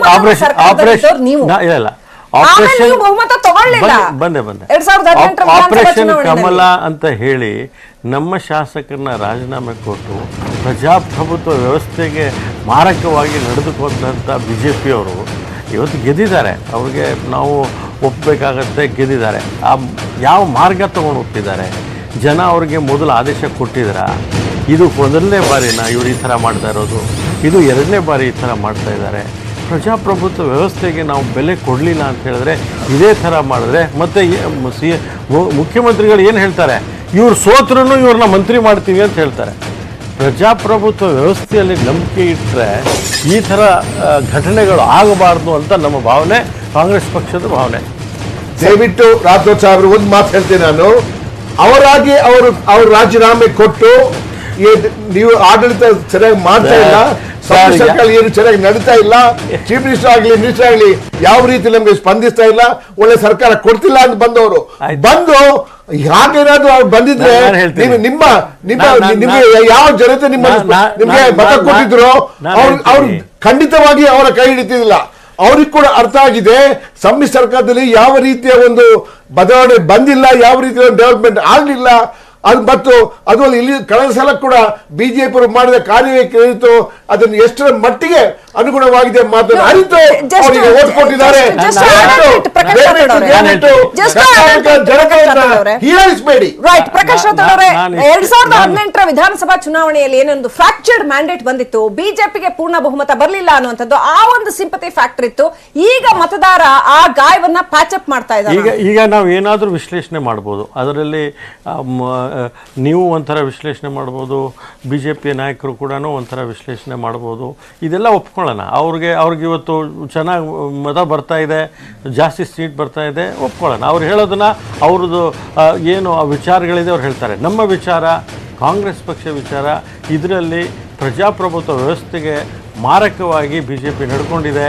ಇವತ್ತು ಅವ್ರು ಹೇಳ್ಬೋದು ನಮ್ಮ ಶಾಸಕರು ನಮ್ಮ ವೈಫಲ್ಯತೆಯಿಂದ ಬಿಟ್ಟಿದ್ದಾರೆ ಅಂತ. 100ಕ್ಕೆ 100 ಅದು ಸುಳ್ಳಿನ ಮಾತು. ಇವತ್ತು ಅವ್ರು ಏನಾದರೂ ಬಿಟ್ಟಿದರೆ ಹಣದ ಆಮಿಷದಿಂದ ಬಿಟ್ಟಿದ್ದಾರೆ. ಅವ್ರು ಎಲ್ಲರೂ ಹಣದ ಆಮಿಷಕ್ಕೆ ಒಳಗಾಗಿದ್ದಾರೆ. ಬಟ್ ಇವತ್ತು ನನ್ನ ಪ್ರಕಾರ ಇವತ್ತು ಫಲಿತಾಂಶ ಬರೋದು ಪ್ರಜಾಪ್ರಭುತ್ವ ವ್ಯವಸ್ಥೆಗೆ ಮಾರಕ ಅಂತೇಳಿ ನಾನು ಭಾವಿಸ್ತೇನೆ. ಈ ಕ್ಷಣ ಬರ್ತಿರುವಂತಹ ಬ್ರೇಕಿಂಗ್ ನ್ಯೂಸ್ ಅಂತ ನಿಮ್ಗೆ ಅಪ್ಡೇಟ್ ಮಾಡ್ಬಿಡ್ತೀವಿ. ಯಲ್ಲಾಪುರದಲ್ಲಿ ಶಿವರಾಮ್ ಹೆಬ್ಬಾರ್ ಅಭೂತಪೂರ್ವ ಗೆಲುವಿನತ್ತ ಮುನ್ನುಗ್ತಾ ಇದ್ದಾರೆ. ಇನ್ ಬಹುಶಃ ಬಹಳ ಕಷ್ಟ, ಹಿಂದೆ ಯಾರಿದ್ರು ಕೂಡ ಇವ್ರನ್ನ ಟಚ್ ಮಾಡೋದು. ಏನ್ ಕಡಿಮೆನಾ, 33,000 ಮತಗಳ ಅಂತರ ಅಂದ್ರೆ ವೆರಿ ವೆರಿ ಡಿಫಿಕಲ್ಟ್. ಯಾರೇ ಇದ್ರು ಕೂಡ ಸೆಕೆಂಡ್ ಪ್ಲೇಸ್ ಅಲ್ಲಿ. ಬಟ್ ಸ್ಟಿಲ್ ಭಾರತೀಯ ಜನತಾ ಪಕ್ಷ ಕಟ್ಟಿಟ್ಟು ಬುತ್ತಿ ಆ ಭಾಗದಲ್ಲಿ ಈಗ ಗೆಲುವು ಪಕ್ಕ. ಯಲ್ಲಾಪುರದ ಭಾರತೀಯ ಜನತಾ ಪಕ್ಷದ ಅಭ್ಯರ್ಥಿ ಶಿವರಾಮ್ ಹೆಬ್ಬಾರ್ ಈಗ ಗೆಲುವಿನತ್ತ ಮುಖ ಮಾಡ್ತಿದ್ದಾರೆ. 16ನೇ ಸುತ್ತಿನಲ್ಲೂ ಕೂಡ ಮುನ್ನಡೆಯನ್ನ ಕಾಯ್ದುಕೊಂಡು ದೊಡ್ಡ ಮಟ್ಟದ ಅಂತರ 30,000 ಮತಗಳಿಂದ ಲೀಡ್ನಲ್ಲಿದ್ದಾರೆ ಶಿವರಾಮ್ ಹೆಬ್ಬಾರ್. ಈ ಕ್ಷಣದ ಕುರುಕ್ಷೇತ್ರದ ಮಹಾ ತೀರ್ಪಿನ ಬ್ರೇಕಿಂಗ್ ನ್ಯೂಸ್ ನಿಮ್ಮ ಮುಂದೆ ಇಡ್ತಾ ಇದ್ದೀವಿ. ನಮ್ಮ ರುಟ್ ಟೀಮ್ ಕೆಲಸ ಮಾಡ್ತಾ ಇದೆ. RUT ಟೀಮ್ ಸುಮಾರು 45 ಜನ ನ್ಯೂಸ್ 18 ಕನ್ನಡದ ಆಫೀಸ್ ನಲ್ಲಿ ಪಕ್ಕಾ ಇನ್ಫಾರ್ಮೇಶನ್ ಕೊಡುವಂತ ಎಲ್ಲರೂ ಕೂಡ ಕೆಲಸ ಮಾಡ್ತಿದ್ದಾರೆ. ಬೆಳಗ್ಗೆ 5 ಗಂಟೆಯಿಂದ ಎಕ್ಸಾಕ್ಟ್ಲಿ, ನಮಗೇನು ಹತ್ರ ಇಲ್ಲ. ಕರೆಕ್ಟ್ ಆಗಿ ಏನ್ ಕೊಡಬೇಕು ಅಷ್ಟೇ ಕೊಡಬೇಕು, ಏನೋ ಬೇಕು ಕೊಡಬೇಕು ಅನ್ನುವಂತ ಯಾರ್ದಲ್ಲೂ ಕೂಡ ಹತ್ರ ಇಲ್ಲ. Exactly, result update team complete ಆಗಿ ಅದನ್ನ ನಿರ್ವಹಿಸ್ತಾ ಇದ್ದಾರೆ. ಪ್ರತಿ ಕ್ಷೇತ್ರದ ಇಂಚಿಂಚು ಮಾಹಿತಿಯನ್ನು ಕಲೆ ಹಾಕ್ತಿದ್ದಾರೆ. ಆನ್ ಗ್ರೌಂಡ್ 30 ಜನ ನಮ್ಮ ರಿಪೋರ್ಟರ್ಸ್ ಕೂಡ ಕೆಲಸ ಮಾಡ್ತಿದ್ದಾರೆ. ಅದೆಲ್ಲವನ್ನು ಕೂಡ ನಿಮಗೆ ಹಿಡಿದಿಟ್ಟು ಕೊಡುವಂತ ಕೆಲಸ ಸ್ಟುಡಿಯೋದಲ್ಲಿ ನಾವಿದ್ದೀವಿ. ನಮ್ಮ ಜೊತೆ ಗೆಸ್ಟ್ ಇದ್ದಾರೆ. ಎಲ್ಲವನ್ನು ಕೂಡ ನಿಮ್ಗೆ ಅಪ್ಡೇಟ್ ಮಾಡ್ತಾ ಇದೀವಿ. ಲಕ್ಷ್ಮೀ ಬ್ರೇಕ್ ತಗೊಂಡ್ಬರೋಣ ಫಾಸ್ಟ್ ಆಗಿ. ಈ ಕ್ಷಣ ಬರ್ತಿರುವಂತಹ ಬ್ರೇಕಿಂಗ್ ನ್ಯೂಸ್. ಬಿಫೋರ್ ಬ್ರೇಕ್ ಹೋಗೋಕ್ ಮುಂಚೆ ಅಧಿಕೃತವಾಗಿ ಶಿವರಾಮ್ ಹೆಬ್ಬಾರ್ ಗೆಲುವನ್ನು ದಾಖಲು ಮಾಡಿದ್ದಾರೆ. ಯಲ್ಲಾಪುರದ ಭಾರತೀಯ ಜನತಾ ಪಕ್ಷದ ಅಭ್ಯರ್ಥಿ ಇದೀಗ ಶಾಸಕರಾಗ್ತಿದ್ದಾರೆ. ಚುನಾವಣೆಯಲ್ಲಿ ಮೊದಲ ಗೆಲುವು ಆಲ್ಮೋಸ್ಟ್ ಅನೌನ್ಸ್ ಆಗ್ತಾ ಇದೆ. ಯಡಿಯೂರಪ್ಪನ ಪ್ರಕಾರ ಹೇಳಬೇಕು ಅಂದ್ರೆ ಮುಂಬರುವಂತಹ ಮಂತ್ರಿ ಅಂತ ಕೂಡ ಹೇಳ್ಬೇಕು. ಅಧಿಕೃತವಾಗಿ ಇನ್ನಷ್ಟು ಅನೌನ್ಸ್ಮೆಂಟ್ ಬಾಕಿ ಇದೆ. ಚುನಾವಣಾ ಆಯೋಗ ಇದನ್ನ ಅಧಿಕೃತವಾಗಿ ಅನೌನ್ಸ್ ಮಾಡೋದು ಬಾಕಿ ಇದೆ. ಆದ್ರೆ ಈಗಿರ್ತಕ್ಕಂತ ಲೀಡ್ ನೋಡಿದ್ರೆ, ಈಗ ಅಲ್ಲಿ ಮತ ಎಣಿಕೆ ಮುಗಿತಾ ಇರುವಂತದ್ದು, ಅದನ್ನು ಕೂಡ ನೋಡಿದ್ರೆ ಯಲ್ಲಾಪುರದಲ್ಲಿ ಆಲ್ಮೋಸ್ಟ್ ಶಿವರಾಮ್ ಹೆಬ್ಬಾರ್ ಗೆಲುವನ್ನು ಸಾಧಿಸಿದ್ದಾರೆ. ಮೊದಲ ಗೆಲುವಿನ ಗಿಫ್ಟ್ ಬಿಜೆಪಿಗೆ ಸಿಕ್ಕಿದೆ ಬೈ ಎಲೆಕ್ಷನ್ ನಲ್ಲಿ ಯಲ್ಲಾಪುರ ಕ್ಷೇತ್ರದಿಂದ. ಇದೀಗ ಐ ಥಿಂಕ್ ಶಿವರಾಮ್ ಹೆಬ್ಬಾರ್ ಅವರು ಮಾತಾಡ್ತಾರೆ ಅಂತ ಅನ್ಸುತ್ತೆ. Let's go. ಅದರ ಅಪ್ಡೇಟ್ಸ್ ಗಳು ಬರ್ತಾ ಇದೆ. ಈ ಕ್ಷಣಕ್ಕೆ ಮಾಹಿತಿ ಬರ್ತಾ ಇದೆ ನಮಗೆ. ಒಂದಷ್ಟು ಬೆಂಗಳೂರಿನ ಇದೊಂದು ಬೋಗಸ್ ಅನರ್ಹತೆ, ರಮೇಶ್ ಕುಮಾರ್ ಅನರ್ಹತೆ, ಒಂದು ರಾಜಕೀಯದ ಅನರ್ಹತೆ. ಜನತಾ ಜನಾರ್ದನ ಕೋರ್ಟ್ ಅಂದೇನಿದೆ, ಆ ಕೋರ್ಟ್ ಅಲ್ಲಿ ಜನ ಯಾರಿಗೆ ಅನರ್ಹತೆ ಮಾಡ್ತಾರೆ ಗೊತ್ತಾಗತ್ತೆ ಅಂತ ಹೇಳಿದ್ರೆ, ಇವತ್ತು ಈ ಕ್ಷೇತ್ರದ ಜನ ಬಹಳ ದೊಡ್ಡ ಪ್ರಮಾಣದಲ್ಲಿ ಒಬ್ಬ ಹಲವು ಅಭ್ಯರ್ಥಿಗಳನ್ನು ಮಾಡಿದ್ದಾರೆ. ರಮೇಶ್ ಕುಮಾರ್ ಅವರು ಈ ನನ್ನ ಅರ್ಹತೆಯನ್ನು ನೋಡಿ ಅವರು ಇನ್ನು ಮುಂದೆ ಬುದ್ಧಿ ಕಲ್ಪಿಸ್ಕೊಂಡು ಒಳ್ಳೆಯದು ಅಂತ ಮಾತನಾಡಿದ್ದಾರೆ. ರಮೇಶ್ ಕುಮಾರ್ ಅನರ್ಹತೆ ಮಹಾ ತೀರ್ಪನ್ನ ಕೊಡ್ತಾ ಇದ್ದಾನೆ. ಸಕ್ಕರೆ ನಾಡು ಕೆಆರ್ಪೇಟೆಯಲ್ಲಿ ಫಸ್ಟ್ ಟೈಮ್ ಖಾತೆ ತೆರೆಯಲಿದೆ ಕಮಲ.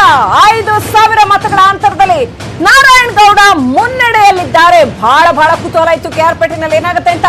15ನೇ ಸುತ್ತಿನ ಮತ ಎಣಿಕೆ ಮುಕ್ತಾಯವಾದಾಗ ಗೆಲುವಿನತ್ತ ಅನರ್ಹ ಶಾಸಕ, ಈ ಪೂರ್ತಿ ಗೆದ್ಬಿಟ್ಟು ನಾವು ಅವ್ರನ್ನ ಅನರ್ಹ ಶಾಸಕ ಅಂತ ಹೇಳಕ್ಕಾಗಲ್ಲ.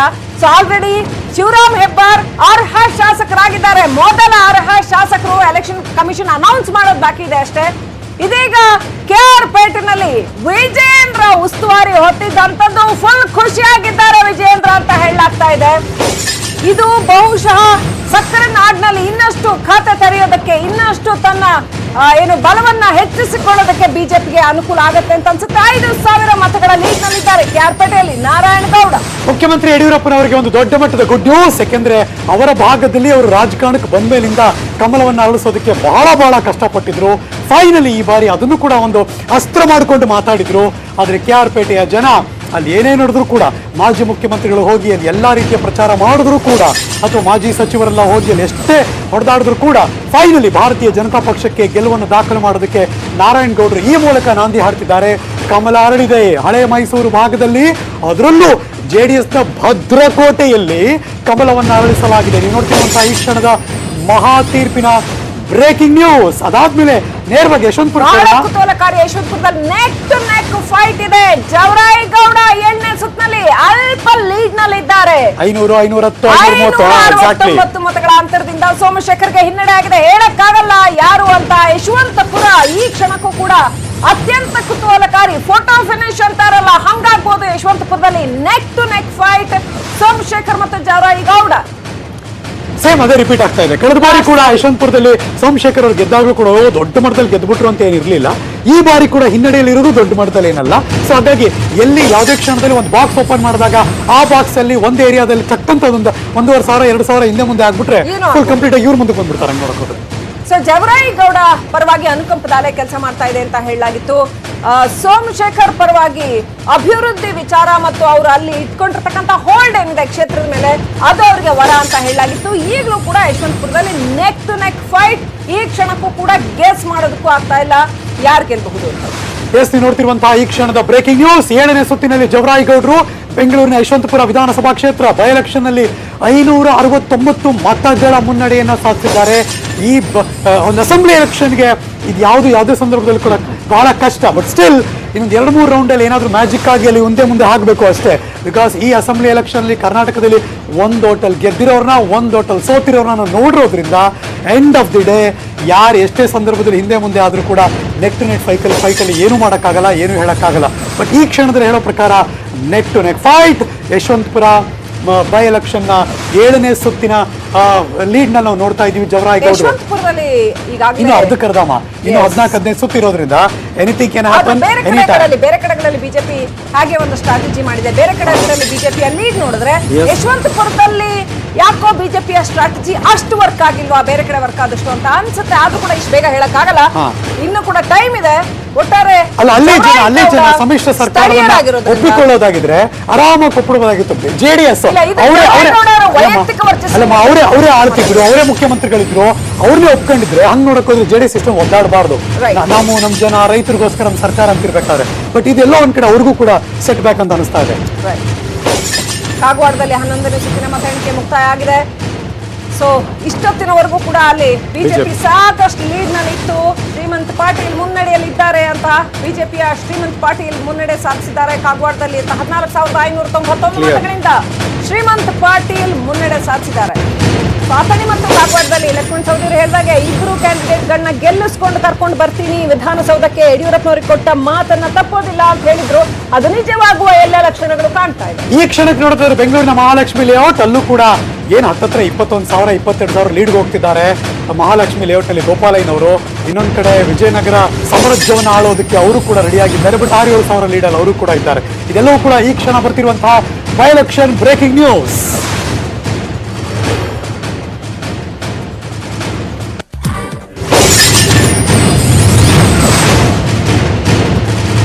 ಈಗಾಗಲೇ ಮಾತಾಡ್ತಾ ಇದ್ದಾಗ ಯಶವಂತಪುರ ಫಲಿತಾಂಶದಲ್ಲಿ ಕ್ಷಣಕ್ಕೂ ಟ್ವಿಸ್ಟ್. 63 ಮತಗಳ ಅಂತರದಿಂದ ಇದೀಗ ಸೋಮಶೇಖರ್ಗೆ ಮುನ್ನಡೆ ಕಂಡು ಬರ್ತಾ ಇದೆ. ನೀವ್ ಹೇಳಿದಾಗೆ ಒಂದೊಂದು ಕಡೆ ಕೌಂಟಿಂಗ್ ಆಗ್ತಾ ಇದ್ದ ಹಾಗೂ ಕೂಡ ಒಂದೊಂದು ಏರಿಯಾದ ಕೌಂಟಿಂಗ್ ಆಗ್ತಾ ಇದ್ದ ಹಾಗೂ ಕೂಡ ಯಾವುದೇ ರೀತಿಯ ಬದಲಾವಣೆ ಬೇಕಾದ್ರೂ ಆಗಬಹುದು. ಯಶವಂತಪುರದಲ್ಲಿ ಇದೀಗ ಫಲಿತಾಂಶದಲ್ಲಿ ಟ್ವಿಸ್ಟ್. ಸೋಮಶೇಖರ್ಗೆ 63 ಮತಗಳ ಅಂತರದಿಂದ ಮುನ್ನಡೆ ಉಂಟಾಗ್ತಾ ಇದೆ. ಲಕ್ಷ್ಮೀ, ನಂಗೆ ಹೆಂಗ ಅನಿಸ್ತದೆ ಯಶವಂತಪುರ ಈ ಬೈ ಎಲೆಕ್ಷನ್ ಅಂದ್ರೆ 2020 ಮ್ಯಾಚ್ ಅಲ್ಲಿ ಕೊನೆ ಓವರ್ ನಲ್ಲಿ ಕೊನೆಯ ಬಾಲ್ ಏನಾಗುತ್ತೆ ಅಟ್ಲೀಸ್ಟ್ ಎಲ್ಲಾದ್ರೂ ಒಂದ್ ಕಡೆ ಒಂಚೂರು ರೋಚಕತೆ ಬೇಕಲ್ಲ. ಯಶವಂತಪುರ ರೋಚಕತೆಯನ್ನ ಕೊಡ್ತಾ ಇದೆ ಅಂತ ಹೇಳ್ಬೇಕು. ಎಕ್ಸಾಕ್ಟ್ಲಿ ಈ ಕ್ಷಣ ಬರ್ತಿರುವಂತಹ ಬ್ರೇಕಿಂಗ್ ನ್ಯೂಸ್. ಯಶವಂತಪುರ ಫಲಿತಾಂಶದಲ್ಲಿ ಟ್ವಿಸ್ಟ್ ಅಂದ್ರೆ ಒಂದ್ಸರಿ ಹಿಂಗೆ ಒಂದ್ಸರಿ ಹಂಗೆ. ಸೊ ಹಾಗಾಗಿ ಸೋಮಶೇಖರ್ ಇದೀಗ 63 ಮತಗಳ ಅಂತರದಿಂದ ಮುನ್ನಡೆ ಸಾಧಿಸ್ತಾ ಇದ್ದಾರೆ.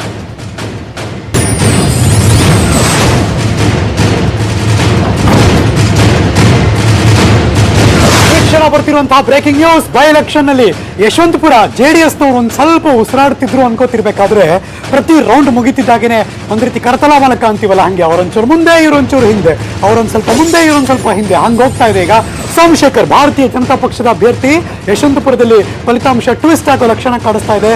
ಕೇವಲ 63 ಈ ಕ್ಷಣಕ್ಕೆ 63 ಮತಗಳ ಅಂತರದಿಂದ ಸೋಮಶೇಖರ್ ಇದೀಗ ಮುನ್ನಡೆಯನ್ನ ಸಾಧಿಸ್ತಾ ಇದ್ದಾರೆ. ಎನಿ ಟೈಮ್ JDS ಮತ್ತು ಯಶವಂತಪುರದಲ್ಲಿ ಸ್ವಲ್ಪ ಏನೋ ಒಂದಷ್ಟು ಕ್ಷೇತ್ರ ಸಿಗುತ್ತೆ ಅಂತ ಹೋಪ್ ಇತ್ತು. ಈಗ ಆಲ್ಮೋಸ್ಟ್ ಹೋಯ್ತು ಅಂತಾನೆ ಹೇಳ್ಬೇಕು. ಈಗ ಯಶವಂತಪುರ ಏನಾಗುತ್ತೆ, ಜವರಾಯಿ ಗೌಡ್ರ ವಿಚಾರದಲ್ಲಿ ಏನಾಗುತ್ತೆ, ಅದೇ ಈಗ ದೊಡ್ಡ ಮಟ್ಟದ ಪ್ರಶ್ನೆ. ಸ್ಟುಡಿಯೋ ಈ ಕ್ಷಣಕ್ಕೆ JDS ಬಗ್ಗೆ ಮಾತಾಡ್ತಿರ್ಬೇಕಾದ್ರೆ ಸುರೇಶ್ ಗೌಡ್ರು ಬಂದು ಆಸೀನರಾಗಿದ್ದಾರೆ. JDS ಸುರೇಶ್ ಗೌಡ್ರನ್ನ ವೆಲ್ಕಮ್ ಮಾಡ್ಕೊಂಡು. ಸುರೇಶ್ ಗೌಡ್ರ ನಮಸ್ಕಾರ, ಕಾರ್ಯಕ್ರಮಕ್ಕೆ ಸ್ವಾಗತ. ಬೇಜಾರಾಗ್ತಿದ್ಯಾ? ಖಂಡಿತ ಇಲ್ಲ. ಯಾಕೆ? ನಾವು ನಮ್ಮ ಕೈಲಿದ್ದ ಬೆಣ್ಣೆಯನ್ನ ಬೇರೆಯವ್ರಿಗೆ ಕೊಟ್ಟು ತುಪ್ಪ ಕೊಡ್ಕಾಡ್ತಾ ಇದೀವಿ, ಅದು ಬೇಡ ಅಂತ ತುಪ್ಪ ಸ್ವಯಂಕೃತ ಅಪರಾಧ ಅಂತನಾ ಇದು? ಸೊ ನಿಮ್ಗೆ ಚೆನ್ನಾಗಿ ಅರಿವಿದೆ ಏನೇನಾಗಿದೆ ಅನ್ನೋದು. ಓಕೆ, ವಿಜುವಲ್ಸ್ ಬರ್ತಿರುವಂತಹ ಒಂದಷ್ಟು ದೃಶ್ಯಾವಳಿಗಳು. ಭಾರತೀಯ ಜನತಾ ಪಕ್ಷದವರು ತಮ್ಮ ವಿಜಯೋತ್ಸವವನ್ನ ಎಲ್ಲಾ ಕಡೆ ಕೂಡ ಆಚರಣೆ ಮಾಡ್ತಿದ್ದಾರೆ. ಅದು ಹಿರೇಕೆರೂರಿನಿಂದ ಹಿಡಿದು ವಿಜಯನಗರದಿಂದ ಹಿಡಿದು ಇನ್ನೆಲ್ಲಾ ಕಡೆ ಕೂಡ, ಅಫ್ಕೋರ್ಸ್ ಶಿವರಾಮ್ ಹೆಬ್ಬಾರ್ ಎಲ್ಲಾ ಕಡೆ ಕೂಡ, KR ಪೇಟೆಯಿಂದ ಹಿಡಿದು ಈ ಕ್ಷಣಕ್ಕೆ, ಅಥವಾ KR ಪುರಂನಿಂದ ಹಿಡಿದು. ಸರ್ ನಿಮ್ಗೆ ಅಬ್ಸರ್ವ್ ಮಾಡ್ತಿದ್ದೆ ಸರ್, ಬಿಜೆಪಿ ಅವ್ರ ಬಾವುಟ ಕಂಡ ತಕ್ಷಣ ನೀವು ಅಲರ್ಟ್ ಆಗ್ಬಿಡ್ತೀರ ಅಂತ ಗೊತ್ತು ನಮಗೆ. ಕರೆಕ್ಟ್. ಸೊ ಅವ್ರ 10 ಕ್ಷೇತ್ರಗಳಂತೂ ಅವ್ರ ಕೈಯಲ್ಲಿ ಇದೆ ಈಗ ಹೇಳೋದಕ್ಕೆ. 10 ಕ್ಷೇತ್ರಗಳಲ್ಲಿ ಈ ರೀತಿ ಬಿಜೆಪಿ ಏನು ಯಾವ ರೀತಿ ಸೆಲೆಬ್ರೇಷನ್ ಮಾಡ್ತಾ ಇದೆ ಅನ್ನೋದನ್ನ ನೋಡ್ತಾ ಇದೀವಿ. ಭರ್ಜರಿಯಾಗಿ ಸೆಲೆಬ್ರೇಷನ್ ಮಾಡ್ತಾ ಇದೆ. ರಾಜಕೀಯ ಶ್ರೀಮಂತ್ ಪಾಟೀಲ್, ಕಾಗವಾಡದ ಅಭ್ಯರ್ಥಿ ಶ್ರೀಮಂತ್ ಪಾಟೀಲ್ ಅವರು ಗೆಲ್ತಾ ಇದ್ದಾರೆ ಆರಾಮಾಗಿ. ತುಂಬಾ ಚೆನ್ನಾಗಿ 14-15 ಸಾವಿರದಲ್ಲಿ ಏನಾದ್ರೂ ಕಮ್ಮಿ ಆಗೋ ಚಾನ್ಸ್ ಇದೆಯಾ? ಕಷ್ಟ ಅಂತ ಈ ಕ್ಷಣಕ್ಕೆ ಬರ್ತಾ ಇರ್ತಕ್ಕಂಥ ಅಪ್ಡೇಟ್ ಪ್ರಕಾರ ಯಶವಂತಪುರದಲ್ಲಿ ಏನಾದ್ರೂ ಹೆಚ್ಚು ಕಡಿಮೆ ಆದ್ರೆ ಆಗ್ಬೇಕಷ್ಟೇ. ಗೊತ್ತಿಲ್ಲ ಶ್ರೀಲಕ್ಷ್ಮಿ ಎಷ್ಟು ಚೆನ್ನಾಗಿ ನಾವು ಸುರೇಶ್ ಗೌಡ್ರ ಹತ್ರ ಇನ್ನೊಂದಿಷ್ಟು ಈಗ ಬೇಕಾಗಿಲ್ಲ, ಯಾಕಂದ್ರೆ ನಾವೆಲ್ಲ ಬೈ ಎಲೆಕ್ಷನ್ಸ್ ಗೆದ್ದು ನಾವು ನೋಡಿದೀವಿ. ನಾವು ಬಳ್ಳಾರಿ ಗೆದ್ದಿದ್ದೀವಿ, ಹುಣಸೂರು ಇದನ್ನ ಗುಡ್ಲಪೇಟೆ ಗೆದ್ದಿದ್ದೀವಿ, ನಂಜನಗೂಡು ಗೆದ್ದಿದ್ದೀವಿ. ಅದಾದ್ಮೇಲೆ ಏನಾಯ್ತು ಅಂತ ನಮ್ಗಾಗಿದೆ. ರೂಲಿಂಗ್ ಗೌರ್ಮೆಂಟ್ಗೆ ಒಂದು ಹೆಜ್ಜಿದೆ, ನಾನು ಇಲ್ಲ ಅಂತ ನಾನು ಹೇಳುದಿಲ್ಲ. ಆಮೇಲೆ ಪ್ರಜಾಪ್ರಭುತ್ವದಲ್ಲಿ ಏನು ಮತದಾರ ಕೊಟ್ಟಿದ್ದಾರೆ ಅದನ್ನು ನಾವು ಒಪ್ತೇವೆ. ಆದರೆ ಪಕ್ಷಾಂತರಿಗಳಿಗೆ ಅನರ್ಹರಿಗೂ ಕೂಡ ಮನ್ನಣೆ ಮಾಡಿದ್ದಾರೆ ಅಂದರೆ ಅದು ಮತದಾರನ ಇಚ್ಛೆ, ಸ್ವ ಇಚ್ಛೆ. ಸೊ ಅದರಿಂದ ಇನ್ನ ಎಷ್ಟು ಬೇಕಾದ್ರೆ ಡಿಫೆಕ್ಷನ್ಸು ಯಾವ ಕಡೆ ಬೇಕಾದ್ರೂ ಆಗ್ಬೋದು, ಏನು ಒಂದೇ ಕಡೆ ಆಗಬೇಕು ಅಂತೇನಿಲ್ಲ. ಎರಡು ಕಡೆನೂ ಡಿಫೆಕ್ಷನ್ಸ್ಗಳು ಆಗಲಿಕ್ಕೆ ಒಂದು ದಾರಿ ಹೇಳ್ಕೊಟ್ಟಿದ್ದಾರೆ. ಯಾರು ಬೇಕಾದ್ರೂ ಯಾವ ಪಾರ್ಟಿಗೆ ಬೇಕಾದ್ರೂ ಹೋಗಿ ನೀವು ಅನ್ನೋದನ್ನ ಹೇಳಿ ಇವತ್ತು ಮತದಾರ ಒಂದು ಮೆಸೇಜ್ ಅನ್ನ ಕೊಟ್ಟಿದ್ದಾರೆ. Let us see. ಸರ್, ಹಣ ಇಲ್ಲಿ ಕೆಲಸ ಮಾಡಿದೆ ಅಂತ ಅನ್ಸುತ್ತಾ ನಿಮಗೆ? ಡಿಸ್ಕ್ವಾಲಿಫೈಡ್ MLAs ನೋಡ, ಅದೇ ಪೇಪರಲ್ಲಿ ನೀವೇ ಬರ್ದಿದ್ರಲ್ಲ, ನಾನು ಪ್ರಜಾವಾಣಿ ನಾನು ನೋಡಿದೆ, ಬೇರೆ ಬೇರೆ ಕಡೆ ಎಲ್ಲ ನೋಡಿದೆ. ಎಲ್ಲ ನನಗೆ ಆಶ್ಚರ್ಯ ಆಯಿತು ಹೆಂಗೆ ಜನ ರಾಜಕಾರಣ ಮಾಡೋದು ಅಂತ. ಸರ್, ಈ ಡಿಸ್ಕ್ವಾಲಿಫೈಡ್ MLAsಗಳನ್ನ ಈಗ ನೋಡ್ತಾ ಇರಬೇಕಾದ್ರೆ, ಅವರು ಲೀಡ್ ತಗೊಳ್ತಿರೋದು ನೋಡ್ತಿರ್ಬೇಕಾದ್ರೆ, ಕಾಂಗ್ರೆಸ್ನಲ್ಲಿ ಸಾಕಷ್ಟು ಸೋರ್ಸ್ಗಳು ಹೇಳ್ತಿರುವಂಥದ್ದು ಲೀಡರ್ಶಿಪ್ನ ಬದಲಾವಣೆ ಮಾಡಬೇಕಾಗುತ್ತೆ, ಈ ಸಮಯದಲ್ಲಿ ಕಾಂಗ್ರೆಸ್ಗೆ ಅದು ಅರ್ಥೈಸ್ಕೋಬೇಕಾಗುತ್ತೆ ಅಂತ. ನನಗೆ ಗೊತ್ತು, ಅದು ನಾನು ಮಾತಾಡೋಷ್ಟು ಶಕ್ತಿ ನನಗಿಲ್ಲ. ಪಕ್ಷ ಏನು ಹೇಳ್ತದೋ ಅಷ್ಟನ್ನು ಕೆಲಸ ಮಾಡ್ಕೊಂಡು ಹೋಗೋದು. ಅವರು ಪಕ್ಷ ಎಲ್ಲ ಲೆಕ್ಕಾಚಾರ ಹಾಕೊಂಡು ತೀರ್ಮಾನ ಮಾಡ್ತಾರೆ, ಸೂಕ್ತ ಕಾಲದಲ್ಲಿ ಸೂಕ್ತ ನಿರ್ಧಾರಗಳನ್ನ ಮಾಡ್ತಾರೆ. ಕಾಂಗ್ರೆಸ್ನ ಉಳಿಗಾಲದ ಪ್ರಶ್ನೆ ಎದ್ದು ಹೇಳ್ತಿದೆ ಸರ್ ರಾಜ್ಯದಲ್ಲಿ. ಕಾಂಗ್ರೆಸ್ನ ನಾವೆಲ್ಲ ಇದ್ದೀವ್ರಿ, ನಮ್ಗೆ ಗೊತ್ತಿದೆ ಯಾವ ಟೈಮಲ್ಲಿ ಯಾವ ತಂತ್ರ ಮಾಡಬೇಕು ಅಂತ ನಮ್ಗೆ ಗೊತ್ತಿದೆ. ಟೈಮ್ ಸರಿಯಾದ ರೀತಿಯಲ್ಲಿ ನಾವು ಅಡಿಪಾಯ ಹಾಕಬೇಕು, ಅಡಿಪಾಯ ಹಾಕೋಣ. ನಾವು ಕ್ಲೀನ್ ಮಾಡ್ತೀವಿ ಕಾಂಗ್ರೆಸ್ ಅಂತ ಕೆಲವು ನಾಯಕರು ಬಿಜೆಪಿ ಅವರು ಹೇಳ್ತಿದ್ರು. ಬಹಳ ಸಂತೋಷ, ಒಳ್ಳೇದಾಗ್ಲಿ, ಯಶಸ್ಸಾಗ್ಲಿ. ಕ್ಲೀನ್ ಏನ್ ಗುಡಿಸ್ಬಿಟ್ಟು ಬುಡ ಕಿತ್ತಾಕ್ಬಿಡ್ಲಿ, ಏನ್ ತೊಂದರೆ ಇಲ್ಲ.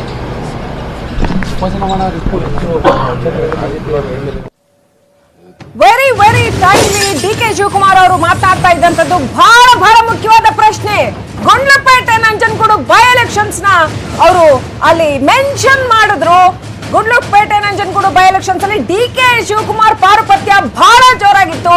ಈ ಬೈ ಎಲೆಕ್ಷನ್ಸ್ ಅಲ್ಲಿ ಎಲ್ಲೂ ಕೂಡ ಕೆಲವು ಕಡೆಗಳಲ್ಲಿ ಚಿಕ್ಕಬಳ್ಳಾಪುರ, ಹೊಸಕೋಟೆ ಒಂದ್ 2-3 ಕಡೆ ಒಂದ್ ಸ್ವಲ್ಪ ಹೋಗಿ ಪ್ರಚಾರ ಮಾಡಿದ್ ಬಿಟ್ರೆ ಎಲ್ಲೂ ಕೂಡ DK ಶಿವಕುಮಾರ್ ಅವರ ಭರ್ಜರಿ ಆದಂತಹ ಈ ಹಿಂದಿನ ಉಪಚುನಾವಣೆಗಳಲ್ಲಿ ಕಂಡು ಬಂದಿದ್ದಂತಹ ಒಂದು ಪ್ರಾಬಲ್ಯ ಕಾಣಿಸ್ಲಿಲ್ಲ. ಎಲ್ಲೊಂದ್ ಕಡೆ ಅದು ಕೂಡ ಕಾಂಗ್ರೆಸ್ಗೆ ಬಹಳ ದೊಡ್ಡ ಹೊಡೆತವನ್ನ ಕೊಡ್ತಾ. ಯಾಕೆ DK ಶಿವಕುಮಾರ್ ಅವರು ಇಷ್ಟು ಸೈಲೆಂಟ್ ಆಗಿದ್ದಾರೆ? ಈಗಲೂ ಕೂಡ ನಾನು ಅದೆಲ್ಲ ಮಾತಾಡೋದಕ್ಕೆ ಶಕ್ತನಲ್ಲ ಅಂತ ಬಹಳ ಲೋಟೋನಲ್ಲಿ ಹೇಳ್ತಾ ಇದ್ದಾರೆ. ಇಟ್ಸ್ ನನ್ ಅದರ್ ದನ್ DK ಶಿವಕುಮಾರ್. ಯಾಕೆ ಹೀಗಾಯ್ತು DK ಶಿವಕುಮಾರ್ ಅವರ ವಿಷಯದಲ್ಲಿ ಕ್ವಿಕ್ ಆಗಿ ನಾನು ಪ್ರಕಾಶ್ ರಾಥೋಡ್ ಅವ್ರ ಹತ್ರ ಇದಕ್ಕೆ ರಿಯಾಕ್ಷನ್ ತಗೋತೀನಿ. ಪ್ರಕಾಶ್ ರಾಥೋಡ್ ಅವರೇ, ನಂಗೆ ಗೊತ್ತಿದೆ ಕುತ್ರ ಹೇಳೋದು ಬಹಳ ಕಷ್ಟ ನೀವು, ಬಟ್ ಯು ಕ್ಯಾನ್ ಆನ್ಸರ್ ಅನ್ಸುತ್ತೆ. ಯಾಕೆ ಡಿ ಕೆ ಶಿವಕುಮಾರ್ ಅವರ ಪ್ರಾಬಲ್ಯ ಜಾಸ್ತಿ ಕಾಣಲಿಲ್ಲ? ಡಿ ಕೆ ಶಿವಕುಮಾರ್ ಅವರ ಪ್ರಾಬಲ್ಯ ಈ ಚುನಾವಣೆಯಲ್ಲಿ ಕಡಿಮೆ ಆಗಿದೆ ಅಂತ ಹೇಳಿದ್ರೆ ನಾನು ಒಪ್ಪೋದಿಲ್ಲ. ಹೇಳ್ತೀನಿ ಕೇಳಿ. ಅವ್ರದ್ದು ಸಾಕಷ್ಟು ಸಮಸ್ಯೆಗಳಿಗೆ ಒಳಗಾಗಿದ್ರು. ಅವರು ಬಂಧನದಲ್ಲಿದ್ದರು, ಅವ್ರನ್ನ ಬಿಡುಗಡೆ ಆಯಿತು. ಇನ್ನೂ ಹಲವಾರು ಅವರು ಬಾರಿ ಡೆಲ್ಲಿಗೆ ಹೋಗಬೇಕಾಗಿತ್ತು. ಇಲ್ಲ ಕೇಳಿ, ಸ್ವಲ್ಪ ಹೇಳಿ ಕೇಳಿ. ಇದೆಲ್ಲ ಅವರ ಸಮಸ್ಯೆಗಳಿತ್ತು. ಮತ್ತು ಅವರು ಯಾವಾಗ ನಮಗೆ ಸಮಯ ಇದೆ ಅವಾಗ ಅವ್ರು ಬಂದು ಎಲ್ಲ ಕಡೆ ಪ್ರಚಾರ ಮಾಡಿದ್ದಾರೆ.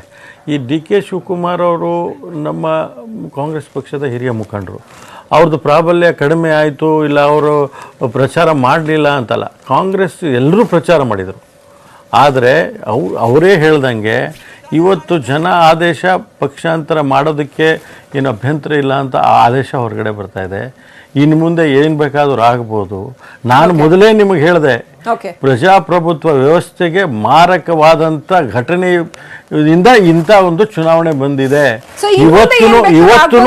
ಹೇಳಿದ ಶಬ್ದದಿಂದ ನಾನು ಸುರೇಶ್ ಗೌಡ್ರನ್ನ ಒಂದು ಪ್ರಶ್ನೆನ ಕೇಳ್ತೀನಿ. ಇನ್ನು ಮುಂದೆ ಏನ್ ಬೇಕಾದ್ರೂ ಆಗ್ಬಹುದು ಅಂತಂದ್ರೆ JDS ಆ ಕಡೆ ಈ ಕಡೆ ಎರಡೂ ಬಾಗ್ಲು ಓಪನ್ ಇಟ್ಕೊಂಡು ಕೂತಿರ್ತಕ್ಕಂಥದ್ದು. ಕಿಂಗ್ ಮೇಕರ್ ಆಗಿದ್ರಿ ಇಷ್ಟು ದಿವಸ, ನಿಮ್ದು ಸ್ವಲ್ಪ ಕಿಂಗ್ ಮೇಕರ್ ಪೋಸ್ಟ್ ಇತ್ತು. ಈ ಬೈ ಎಲೆಕ್ಷನ್ ಮುಖಾಂತರ ಬಿಜೆಪಿ 10ಕ್ಕಿಂತ ಜಾಸ್ತಿ ಗಿದ್ರೆ ನಿಮ್ಗೆ ಇರ್ರೆಲೆವೆಂಟ್ ಆಗ್ಬಿಡ್ತೀರಾ, ಕಿಂಗ್ ಮೇಕರ್ ಪೊಸಿಷನ್ ಹೋಗ್ಬಿಡತ್ತೆ. ನೋಡೋಣ ಬಿಜೆಪಿನಲ್ಲಿ ಏನೇನು ಬೆಳವಣಿಗೆ ನಡೀತದೆ. ಈಗ 10 ಬಂದ್ಬಿಟ್ರೆ ನೀವ್ ಏನು ನೋಡಕ್ ಆಗಲ್ವಲ್ಲ. ಅವಾಗ ನಮ್ದು 120 ಮೇಲೆ ಇತ್ತಲ್ಲ ಸರ್ಕಾರದಲ್ಲಿ. ಮಾರ್ಮಿಕವಾಗಿ ಉತ್ತರ ಕೊಡ್ತಾ ಇದ್ದಾರೆ ಸುರೇಶ್ ಗೌಡ್ರು. ಪೂರ್ತಿ ಏನು ಹೇಳ್ತಾ ಇಲ್ಲ, ಜಾಸ್ತಿ ಏನು ಮಾತನಾಡ್ತಾ ಇಲ್ಲ, ಟೈಟ್ ಲಿಪ್ ಆಗಿದ್ದಾರೆ. ಯಾಕೆ ಗೌಡ್ರ ಏನಾದ್ರೂ ಅವ್ರಿಗೆ ಈಗ ಓಪನ್ ಆಫರ್ ಕೊಟ್ಬಿಟ್ಟಿದ್ದಾರೆ ಬಿಜೆಪಿ ಅವ್ರಿಗೆ, ಅವ್ರು ತಗೊಳ್ಳಿಲ್ಲ. ಬಾಗಿಲು ಎರಡು ಬಾಗಿಲು ಒಂದು ಸ್ಟೇಬಲ್ ಗೌರ್ಮೆಂಟ್ ಇರಬೇಕು ಅಂತಕ್ಕಂಥ ಯಾವ್ದೇ ನಮ್ದಿರ್ತದ ಬೇರೆ ಸ್ಟೇಬಲ್ ಗೌರ್ಮೆಂಟ್ ಈಗ ಸ್ಟೇಬಲ್ ಗೌರ್ಮೆಂಟ್ ಚುನಾವಣೆ ಬೇಡ ಅಂತಕ್ಕಂಥ ರೈಟ್. ಸ್ಟೇಬಲ್ ಗೌರ್ಮೆಂಟ್ ಇರಬೇಕು ಅಂತ ಅನ್ನುವಂಥದ್ದು ಒಂದು ಒಳ್ಳೆ ದಾರಿ ಇದೆ ಅವ್ರಿಗೆ. ಸೊ ಅದನ್ನ ಹೇಳ್ತಾ ಇದ್ದಾರೆ. ಎನಿವೇ ಕುತೂಹಲ ಇನ್ನೂ ಸಾಕಷ್ಟು ಬಾಕಿ ಇದೆ. ರೋಚಕವಾದಂತ ಅಪ್ಡೇಟ್ಸ್ ನಿಮ್ ಮುಂದೆ ತರ್ತೀವಿ. ಅದಕ್ಕಿಂತ ಮುಂಚೆ ಚಿಕ್ಕ ಬ್ರೇಕ್. ಬೈ ಎಲೆಕ್ಷನ್ ಕುರುಕ್ಷೇತ್ರದ ಮಹಾ ತೀರ್ಪಿನಲ್ಲಿ ಈ ಕ್ಷಣ ಬರ್ತಾ ಇರುವಂತಹ ಮಹಾ ತೀರ್ಪಿನ ಬ್ರೇಕಿಂಗ್ ನ್ಯೂಸ್. ಈ ಕ್ಷಣ ಯಾರ್ಯಾರಿಗೆ ಎಷ್ಟೆಷ್ಟು ಮತ ಅಂತ ಕ್ವಿಕ್ ಹೋಗೋಣ. KR-ಪೇಟೆನಲ್ಲಿ ಬಿಗ್ ಫೈಟ್. ಬಿಜೆಪಿಗೆ 23,000 ಚಿಲ್ಲರೆ, ಕಾಂಗ್ರೆಸ್ 21,000 ಚಿಲ್ಲರೆ. ಇನ್ನು ಲೆಟ್ಸ್ ಮೂವ್ ಆನ್. ಮುಂದಿನ ವಿಧಾನಸಭಾ ಕ್ಷೇತ್ರಕ್ಕೆ ಹೋಗೋದಾದ್ರೆ ನಿಮ್ಮ ನ್ಯೂಸ್ 18 ಸ್ಕ್ರೀನ್ ನಲ್ಲಿ ಬರ್ತಾ ಇದೆ. KR-ಪೇಟೆ ಆದ್ಮೇಲೆ ಗೋಕಾಕ್ ವಿಧಾನಸಭಾ ಕ್ಷೇತ್ರ, ಅಲ್ಲಿ ರಮೇಶ್ ಜಾರಕಿಹೊಳಿ ಬಿಜೆಪಿ 34,000 ಚಿಲ್ಲರೆ. ಇನ್ನು ಕಾಂಗ್ರೆಸ್ನಿಂದ ಅವರ ಸಹೋದರ ಲಖನ್ ಜಾರಕಿಹೊಳಿ 21,000. ಎಲ್ಲೂ ಫೈಟ್ ಕಾಣ್ತಿಲ್ವೇ ಅವರಿಬ್ಬರ ನಡುವೆ ಈ ಕ್ಷಣಕ್ಕೆ. ಸೊ ಕ್ಲಿಯರ್ ಆಗಿ ಬಿಜೆಪಿ ಮೂವ್ ಆಗ್ತಾ ಇದೆ, ದೊಡ್ಡ ಹೆಜ್ಜೆ ಇಟ್ಕೊಂಡು. ಚಿಕ್ಕಬಳ್ಳಾಪುರದಲ್ಲಿ ಬಿಜೆಪಿ ಇದು ಇನ್ನೂ ದೊಡ್ಡ ಹೆಜ್ಜೆ, ಇದು ಲಾಂಗ್ ಜಂಪ್. ಇದು ಡಾಕ್ಟರ್ ಕೆ ಸುಧಾಕರ್ 36,000 ಚಿಲ್ಲರೆ. ರಾಧಾಕೃಷ್ಣ JDS ಇಂದ 18,000 ಚಿಲ್ಲರೆ. ಬಹುಶಃ ಈ ಹಂತದಲ್ಲಿ ಬಹಳ ಕಷ್ಟ ಅಂತ ಎಷ್ಟು ವೋಟ್ ತಗೊಂಡ್ರು ಅಂತ ಬರ್ಬೇಕಾಗುತ್ತೆ. ಬಟ್ 3ನೇ ಪ್ಲೇಸ್ ಅಲ್ಲಿ ಇದ್ದೇ ಇರ್ತದೆ ಆಕ್ಚುಲಿ. ಯಶವಂತಪುರ ಕ್ಷೇತ್ರದಲ್ಲಿ ಬಿಗ್ ಫೈಟ್. ಇದಪ್ಪ ವರ್ಷ ಅಂದ್ರೆ ಇಬ್ಬರದು ನೋಡಿ ಮತಗಳ ಅಂತರ ಹೆಂಗಿದೆ ಅಂತ. 63, 57, 120, 300 ಇಷ್ಟರಲ್ಲೇ ಓಡಾಡ್ತಿದ್ದಾರೆ. ಬಿಗ್ ಫೈಟ್ ಇಲ್ಲಿ ಎಕ್ಸ್ಪೆಕ್ಟ್ ಮಾಡಬಹುದು. ST ಸೋಮಶೇಖರ್. ಇನ್ನು ಮಗದೊಂದು ವಿಧಾನಸಭಾ ಕ್ಷೇತ್ರಕ್ಕೆ ಹೋಗೋದಾದ್ರೆ ನಿಮ್ಮ ಹುಣಸೂರು ಕ್ಷೇತ್ರ, ಇದು ಬಹಳ ಕಷ್ಟ ಇದೆ ಭಾರತೀಯ ಜನತಾ ಪಕ್ಷದವರಿಗೆ. H Vishwanath versus HP Manjunath. ಬಹಳ ಅಂತರದಲ್ಲಿ ಸೋಲ್ತಾನೇ ಇದ್ರು ಮಂಜುನಾಥ್ ಅವರು. ಈ ಸರಿ ಯಾಕೋ ಮತದಾರ ಡಿಸೈಡ್ ಮಾಡ್ಕೊಂಡು ಕಾಣಿಸ್ತಾ ಇದೆ.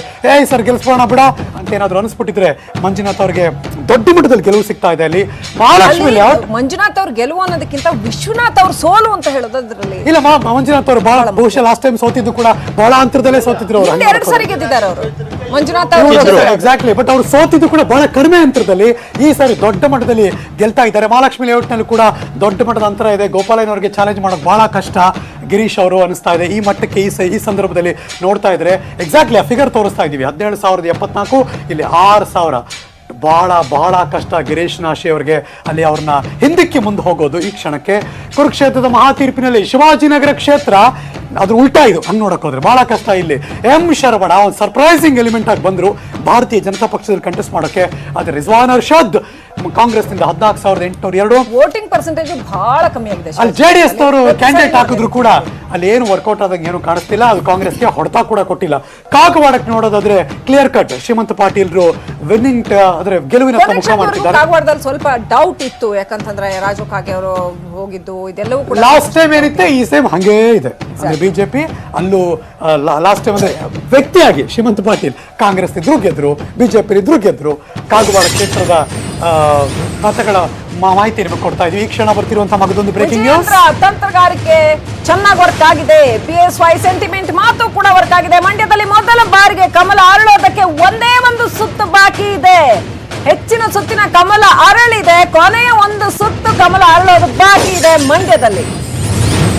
HDK ಕಣ್ಣೀರಿಗೆ, ಸಿದ್ದು ಮಾತಿಗೆ ಮಣಿಯಲಿಲ್ಲ ಮತದಾರ. ಕಣ್ಣೀರಿಗೆ ಕರಗಲಿಲ್ಲ, ಸಿದ್ದು ಮಾತಿಗೆ ಮಣಿಯಲಿಲ್ಲ. ನಾನು ಹುಟ್ಟಿದ ಕ್ಷೇತ್ರ, ಬಿಜೆಪಿ ಗೆಲ್ಲಿಸಿ ಅಂತ BS ಯಡಿಯೂರಪ್ಪನವರು ಬಹಳ ಎಮೋಷನಲ್ ಆಗಿ ಮಾತನಾಡಿದ್ರು. ಅಲ್ಲಿಗೆ ಯಡಿಯೂರಪ್ಪನವರ ಮಾತಿಗೆ ಮತದಾರ ಮಣಿದಿದ್ದಾನ? ಹಾಗಾದ್ರೆ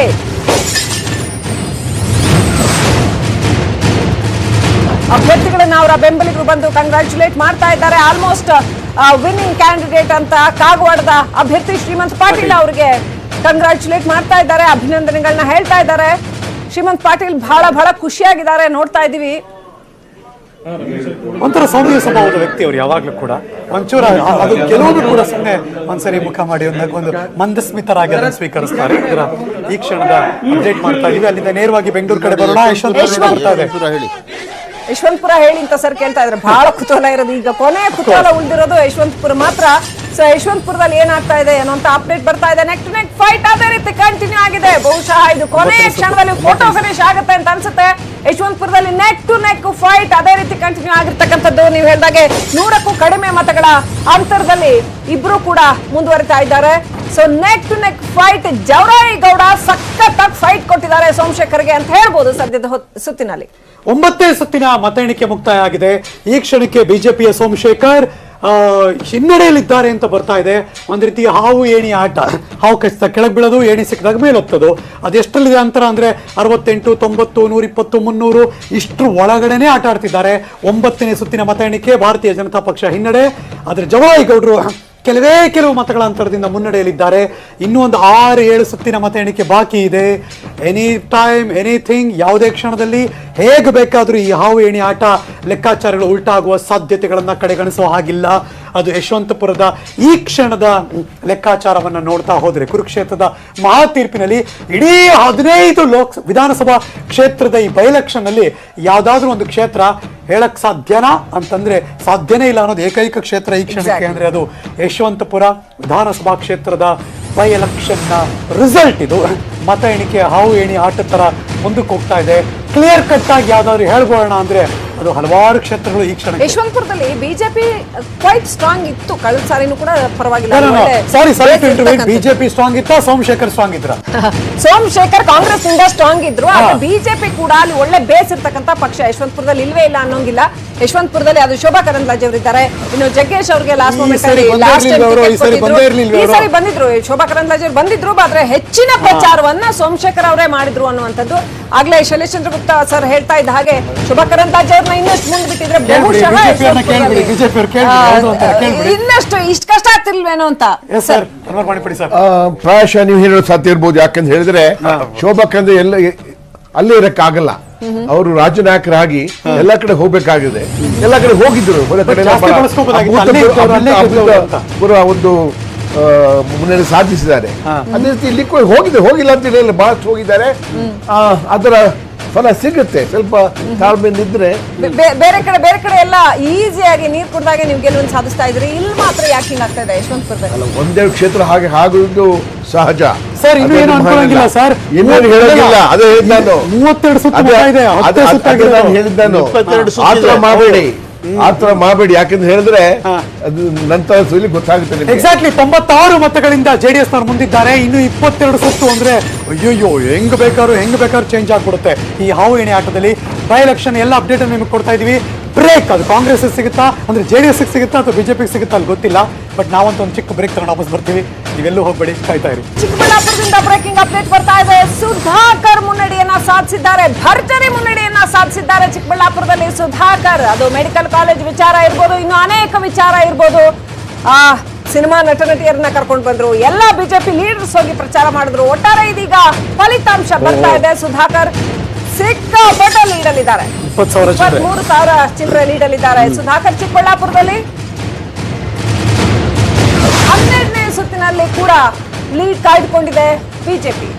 ಆ ಕಡೆ ಕಾಗವಾಡದಲ್ಲಿ ಶ್ರೀಮಂತ ಪಾಟೀಲ್ ಸಂಭ್ರಮಾಚರಣೆ ಮಾಡ್ತಾ ಇರೋದನ್ನ ನೋಡ್ತಾ ಇದ್ದೀರಿ. ಇಲ್ಲಿ ಚಿಕ್ಕಬಳ್ಳಾಪುರದಲ್ಲಿ ಕೂಡ ಬಿಜೆಪಿ ಲೀಡ್ ಕಾಯ್ದುಕೊಂಡಿದೆ. ಸುಧಾಕರ್ ಭರ್ಜರಿ ಮುನ್ನಡೆಯನ್ನ ಸಾಧಿಸಿದ್ದಾರೆ. ಸುಧಾಕರ್ ಚಿಕ್ಕಬಳ್ಳಾಪುರದಲ್ಲಿ. ಅಂಜನಪ್ಪ ವರ್ಸಸ್ ಸುಧಾಕರ್ ಅನ್ನೋ ಈಕ್ವೇಷನ್ ಇತ್ತು ಮೊದಲು, ಆದ್ರೆ ಅಂಜನಪ್ಪ 3ನೇ ಸ್ಥಾನಕ್ಕೆ ತಳ್ಳಲ್ಪಟ್ಟಿದ್ದಾರೆ. ಜೆಡಿಎಸ್ ಸ್ವಲ್ಪ ಗೇನ್ ಆಗಿದೆ ಅಲ್ಲಿ. ಇನ್ನು ಕ್ಯಾರ್ಪುರಂ ಬಂದ್ರೆ 13,379 ಮತಗಳಿಂದ ಭೈರತಿ ಬಸವರಾಜು ಮುನ್ನಡೆಯನ್ನ ಸಾಧಿಸಿದ್ದಾರೆ. ಪರವಾಗಿಲ್ಲ, ಅವರು ಓಡಿ ಎಲೆಕ್ಷನ್ ನಲ್ಲೂ ಕೂಡ, ಈಗ ರಿಸಲ್ಟ್ ನಲ್ಲೂ ಕೂಡ ಓಡ್ತಾ ಇರ್ತಕ್ಕಂಥದ್ದು. ಕ್ಯಾರ್ಪುರಂ ಕ್ಷೇತ್ರದಲ್ಲಿ ನೋಡ್ತಾ ಇದ್ವಿ, ಭೈರತಿ ಬಸವರಾಜು 4ನೇ ಸುತ್ತಿನಲ್ಲೂ ಕೂಡ ಬಿಜೆಪಿ ಮುನ್ನಡೆಯನ್ನ ಕಾಯ್ದುಕೊಂಡಿದೆ. ಯಲ್ಲಾಪುರ ವಿಧಾನಸಭಾ ಕ್ಷೇತ್ರದಲ್ಲಿ ಕೊನೆಗೂ ಬಿಜೆಪಿ ಅರಳಿದೆ, ಕಮಲ ಅರಳಿದೆ. ಹೆಬ್ಬಾರ್ ಅವರು ಭಾರಿ ಪ್ರಮಾಣದಲ್ಲಿ ಗೆಲುವನ್ನ ಸಾಧಿಸಿದ್ದಾರೆ. ಆ ಗೆಲುವಿನ ಸಂಭ್ರಮ ಹೇಗಿದೆ ಅನ್ನುವಂತ ಬಗ್ಗೆ ಹೆಬ್ಬಾರ್ ಅವರನ್ನೇ ಕೇಳೋಣ ಬನ್ನಿ. ಸರ್, ಭಾರಿ ಪ್ರಮಾಣದಲ್ಲಿ ಬಿಜೆಪಿ ಬಂದ ಹೊಸ ತರದಲ್ಲೇ ಭಾರಿ ದೊಡ್ಡ ಪ್ರಮಾಣದಲ್ಲಿ ಗೆಲುವನ್ನು ಸಾಧಿಸಿದ್ದಾರೆ, ಅದ್ರ ಬಗ್ಗೆ ನನ್ನ ನಿರೀಕ್ಷೆಗೆ ಮೀರಿದ ಗೆಲುವು ನನಗೇನಾಗಲಿಲ್ಲ. ನಾನು ನಿರೀಕ್ಷೆ ಮಾಡಿದ್ದೆ. ಕಾರಣ, ಕ್ಷೇತ್ರದಲ್ಲಿ ನನ್ನ 15 ವರ್ಷಗಳ ಸುದೀರ್ಘ ಅನುಭವ ಮತ್ತು ಒಬ್ಬ ಕಾರ್ಯಕರ್ತ ಜನಮಾನಸದಲ್ಲಿರ್ತಕ್ಕಂಥ ನವನಾಡಿಯನ್ನು ನಾನು ಅರ್ಥಕೊಂಡಿದ್ದೆ. ಹಾಗಾಗಿ ನನಗೆ ಗೊತ್ತಿತ್ತು ಈ ಕ್ಷೇತ್ರದಲ್ಲಿ ದೊಡ್ಡ ವಿಜಯವನ್ನು ಸಾಧಿಸ್ತೇನೆ ಅಂತೇಳಿ ಮತದಾರ ಪ್ರಭು ಅದನ್ನು ನಿಜ ಮಾಡಿದ್ದಾನೆ. ಪ್ರಚಾರದ ಸಂದರ್ಭದಲ್ಲಿ ನಿಮ್ಮನ್ನ ವೈಯಕ್ತಿಕವಾಗಿ ಚಾರಿತ್ರ್ಯಹರಣ ಮಾಡಲಾಯಿತು, ಅದನ್ನ ಮೆಟ್ಟಿ ನಿಂತು ಈ ಗೆಲುವನ್ನು ಸಾಧಿಸಿದ್ದೀರಾ, ಏನಂತೀರ ಅದ್ರ ಬಗ್ಗೆ? ವೈಯಕ್ತಿಕ ಆರೋಪ ಮಾಡಿದವರಿಗೆಲ್ಲ ದೇವರು ಒಳ್ಳೇದು ಮಾಡಲಿ. ಮುಂದಿನ ಈ ಗೆಲುವನ್ನು ಸಾಧಿಸಿದ ಮುಂದಿನ ಅಭಿವೃದ್ಧಿ ಕನಸಿದೆ ಕ್ಷೇತ್ರದ ಬಗ್ಗೆ ಯಾವ ರೀತಿ ಅಭಿವೃದ್ಧಿ, ಹಿಂದೆ ಏನು ರೀತಿ ಅಭಿವೃದ್ಧಿಯನ್ನು ಮಾಡ್ಕೊಂಡು ಬಂದಿದ್ದೇನೋ ಅದಕ್ಕೂ ಮೀರಿದಂಥ ಅಭಿವೃದ್ಧಿಯನ್ನು ಮಾಡ್ತೇನೆ. ಈ ಕ್ಷೇತ್ರವನ್ನು ಮಾದರಿಯ ಕ್ಷೇತ್ರವನ್ನಾಗಿ ಮಾಡಿ ಮತದಾರರನ್ನು ಇಟ್ಟಿರ್ತಕ್ಕಂಥ ವಿಶ್ವಾಸವನ್ನು ಪುನಃ ದೃಢಪಡಿಸ್ತೇನೆ. ಕೊನೆಯದಾಗಿ ಕ್ಷೇತ್ರದ ಮತದಾರರಿಗೆ ಏನು ಹೇಳಲಿಕ್ಕೆ ಇಷ್ಟಪಡ್ತೀರಾ? ನನ್ನ ಕ್ಷೇತ್ರದ ಮತದಾರರಿಗೆ ಎಷ್ಟೋ ತೊಂದರೆಗಳ ನಡುವೆ ನನ್ನ ಕ್ಷೇತ್ರ ಮತದಾರರು ನನ್ನ ಬಗ್ಗೆ ಹೇಳಿರ್ತಕ್ಕಂಥ ಅನೇಕ ಆರೋಪಗಳನ್ನು ಕೂಡ ಹೊಟ್ಟೆಯಲ್ಲಿ ಹಾಕ್ಕೊಂಡು ನನ್ನನ್ನು ಈ ರೀತಿಯ ಅತ್ಯಂತ ದೊಡ್ಡ ಬಹುಮತದಿಂದ ಏನು ಗೆಲ್ಲಿಸಿದ್ದಾರೆ, ಅವರ ಪಾದಾರವಿಂದಗಳಿಗೆ ನಾನು ಚಿಮ್ಮಣಿ ಆಗಿದ್ದೇನೆ.